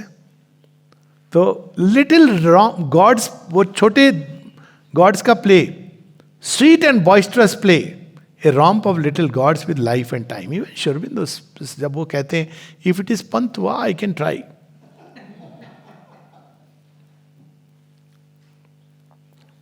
In the deep place where once the serpent slept, there came a grip on matter giant powers for large utilities in life's little space. अब matters की powers क्या है? matter आपको क्या देता है? ये रोटी कपड़ा मकान. तो आपके ग्रिप ऐसी हो जाएगी उसके ऊपर कि जो आपको जरूरत है वो आपके पास आ जाएगा. माँ एक जगह कहती हैं कि शी डिड एन एक्सपेरिमेंट. कहती मैंने कहा, वो तो बुद्धिस्ट योग में अडेप्ट थी, कहती मैं अपने लिए कुछ नहीं दूंगी. तो एक बार माँ के मन में एक भाव उठा कि शी नीडेड ए पेटीकोट. अब आप वो कहती इतने सारे आने, I needed 1, 5 of them came next day from different directions. Matter की जो यूटिलिटीज, ये सारी जो जड़ तत्व की चीजें, वो भी आपके पास they will come simply because now the soul system is active. अब लेकिन इस हिसाब से हम करेंगे तो नहीं होगा. अच्छा ये तो बड़ा फायदा है, बड़ा फायदा है. डॉक्टर साहब हम भी करें जरा, ये अच्छा है. सोल के बाद हमको कुछ मेहनत नहीं करनी पड़ेगी. हाँ बाद, पहले कोशिश तो करो. बड़े पापड़ बेलने होते. जो पहुंचता है ना सोल तक, उसकी पहचान ये होती कि आंसू रो रो के सूख गए नैना मोरे, और पाँव में छाले होते हैं, दिखते नहीं है. हील भी हो जाते हैं. उसमें है जब सोल कहाँ है उसका वर्णन होता है तो क्या बताया जाता है सावित्री को कि you go through the world's winding highways. कहा? To the place trod by few wounded pilgrim feet. अगर आपको लग रहा है कि आपके जीवन में छाला नहीं हुआ तो अभी आप अभी चढ़ना शुरू नहीं किया है चढ़ाई. वो सब फिर माँ का स्पर्श तो वो सब ऐसे हील होता है कि आपको पता ही नहीं चलता. आपको हंसी आती है, but you to go through it. हम सब इससे गुजरते हैं. I remember once writing 35 pages to mother, और हर पेज पे एक ड्रॉप जा रहा है. अभी सुनने में सिली लगता है, बट यस 35 पेज झर झर झर झर. और भेज भी दिया to the mother Shri Aurobindo Ashram Pondicherry. भेज दिया. अब क्या करे, पीड़ा जो भी है कारण, आदमी किसको कहे. अब देखने लगता है क्या मूर्खता सारी चीजें. तो रोना है तो भगवान के चरणों में रोइए. आपके एक एक आंसू को वो मोतियों में बदल देगा. और संसार के सामने रोएंगे तो वो क्या मोल देगा आपके आंसुओं का. आपका या तो मजाक उड़ाएगा या आपकी वल्नरेबिलिटीज को यूज करेगा. तो रोना है तो माँ के सामने रोइए, वो आपको परमानेंट क्योर दे देंगी. रोना मुश्किल हो जाएगा. तो यहाँ पर नहीं सच में. और because you begin to see life in a very different way. Okay. Behind all reigned her sovereign deathless soul, casting aside its veil of ignorance, allied to gods and cosmic beings and powers. It built the harmony of its human state. अब इस तरह का जो being है ना, वो देवासुर संग्राम में पार्टिसिपेट करता है, एलाइड टू द गॉड्स. जो देवता कार्य कर रहे हैं धरती के अंदर, वो उसमें जुड़ जाता है. Surrendered into the great world mother's hands, then the surrender is completed. Once we discover the soul, then we are driven by mother, then only we can surrender. Shri Arvind से जब जेल के बाहर निकलते हैं तो वो बोलती हैं सिस्टर निवेदिता कि मैंने सुना है, मुझे विश्वस्त सूत्रों से पता चला है कि ये लोग आपको अरेस्ट करने वाले हैं, तो आप चले जाइए. तो कुछ क्षण मौन रह के श्री अरविंद सिस्टर निवेदिता को कहते हैं कि तुमसे ज़्यादा और कौन ये जानता है कि एक बार जब हम डिवाइन मदर को अपने को सरेंडर कर देते हैं तो बिना उनकी आज्ञा के कहाँ जा सकते हैं. तो उन्होंने कहा कि श्री अरविंद ये कहते हैं कि I can not move till she tells me to move, because I have given myself entirely in the hands of the divine mother. तो भगवान स्वयं उनको कहते गो टू चंदन नगर, क्योंकि ये लॉजिकल थिंकिंग से तो जाएंगे नहीं. तो कई बार लोग ये भी कहते हैं कि he went because it was a French territory. मैंने कहा नहीं, he did not go, divine made sure that he goes. Look at his surrender. Shri Aurobindo के सरेंडर ऑफ भक्ति इज अकल्पनीय, अकल्पनीय. Only she obeyed her soul supreme behest in the enigma of the inconscient world. अब वो थोड़ा सा उसका वर्णन करते हैं, वो भी थोड़ा सा हम लोग पढ़ ही लें, कोई बात नहीं है, don't worry about time. A light comes down into the ignorance, its heavy, painful knot loosens its grasp. The mind becomes a mastered instrument, and life a hue and figure of the soul. All happily grows towards knowledge and towards bliss. A divine puja then takes nature's place and pushes the movements of our body and mind. Possessor of our passionate hopes and dreams, the beloved depot of our thoughts and acts, she streams into us with her unbound force. हमारे सारे hopes dream सब अब उनके पास. और divine mother क्या करती है, उनकी शक्ति स्ट्रीम करती है बॉडी माइंड के अंदर. Into mortal limbs the immortals rapture and power. The rapture of the gods he bore. आगे, an inner law of beauty shapes our lives. Refined हो जाती है चेतना. अब क्रूड चीजों के साथ एसोसिएट नहीं कर सकते अपने आप को. इसीलिए तो one step solution, find the soul. Our words become the natural speech of truth. जो आपने बोला वो सच हो जाता है. Our words become the natural speech of truth, और ट्रूथ ही एक्सप्रेस करता है उनके through. Each thought is a ripple on a sea of light. Then sin and virtue leave the cosmic list. क्योंकि आप द्वंद्व के परे चले जाते हैं. They struggle no more in our delivered hearts. Our acts chime with God's simple natural good, or serve the rule of a supernal right. All moods unlovely, evil and untrue forsake their stations in fear's disarray. आप सोच नहीं सकते हो, भाव नहीं आ सकता किसी के अहित का. कोई कितना भी कुछ आपको कह दे, आपके अंदर अहित का, बैड विल, उसका ऐसा हो जाए, मतलब अगर आप उसको सुनेंगे तो आपके अंदर से उस व्यक्ति के प्रति वो आएगा रोष की, ये ऐसा महसूस करता है किसी के लिए, किसी ने उसका कितना भी बुरा किया हो. It has happened once. Somebody was writing and I would communicate. He says, I've been cheated by this person. I gave money and refuses to give money. तो जो भी समझाना था समझा रहा हूँ. So he says, मेरे मन में बहुत उसको कर्ज करने के भाव उठते हैं और मेरा मन करता है कि मैं उसको, उसके जीवन में ये हो जाए वो हो जाए. I said, I'm blocking your contact. वो बेचारा परेशान हो गया कि मैं, वो बदमाश आदमी है उसके प्रति. तो उसने फिर रिक्वेस्ट किया. मैंने कहा देखो, बैडविल तुम्हारे अंदर है तो फिर तुम किसी भी प्रकार के डिवाइन, तब तुम सॉर्ट आउट करो अपने अंदर से.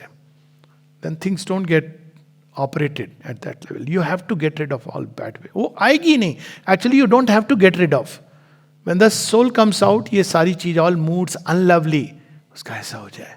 डिप्रेशन, फियर, ये सारे अनलवली मूड्स है ना, ईविल, विकेड एक्ट्स, अनट्रू, वो सब चले जाते हैं. सिन और वर्चू भी चले जाते हैं. And hide their shame in the subconscious dusk. रूपांतरित नहीं हुए पर छिप जाते हैं, निकलेंगे नहीं जब तक आपका आत्म तत्व सामने है. Then lifts the mind a cry of victory. O soul, my soul, we have created heaven. ये पहला मैरिज है हेवन और अर्थ का, फाइंडिंग द सोल. एंड उसके प्रभाव से हमारे प्रकृति के अंदर जो चक्र खुलते हैं और उन रूपांतरण होता है. Within we have found the kingdom here of God, his fortress built in a loud ignorant world. Our life is entranced between two rivers of light. There is a river of light above, and the soul, now it is connected, so there are two rivers of light. The Jivan is flowing there. We have turned space into a gulf of peace and made the body a capital of bliss. What more, if more must still be done? In the slow process of the evolving spirit, in the brief state between a death and birth, if first perfection stage is reached at last. This is the first perfection, psychic transformation. Not just discovery of the soul, but the transformation in nature. Out of the wood and stone of a nature stuff, a temple is shaped where the high gods could live. Body becomes a temple where high gods can live. Even if the struggling world is left outside, one man's perfection still can save the world. ऐसे व्यक्ति का इस संसार में होना मात्र ही एक बहुत बड़ी मतलब भगवान के एक्शन के लिए it is just is such A beings presence, because वो कॉन्स्टेंटली इस बॉडी के माध्यम से धरती के अंदर हायर डिवाइन फोर्सेस को अपने आप, उसको कुछ करना नहीं है, they will automatically pour upon earth. मानी ये कहा है कि his presence itself is helpful. There is won a new proximity to the skies, a first betrothal of the earth to heaven. Body and the divine, earth to heaven, उनको link कर देती है soul.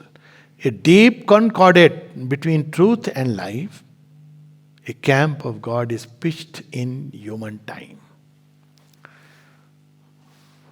जय मां.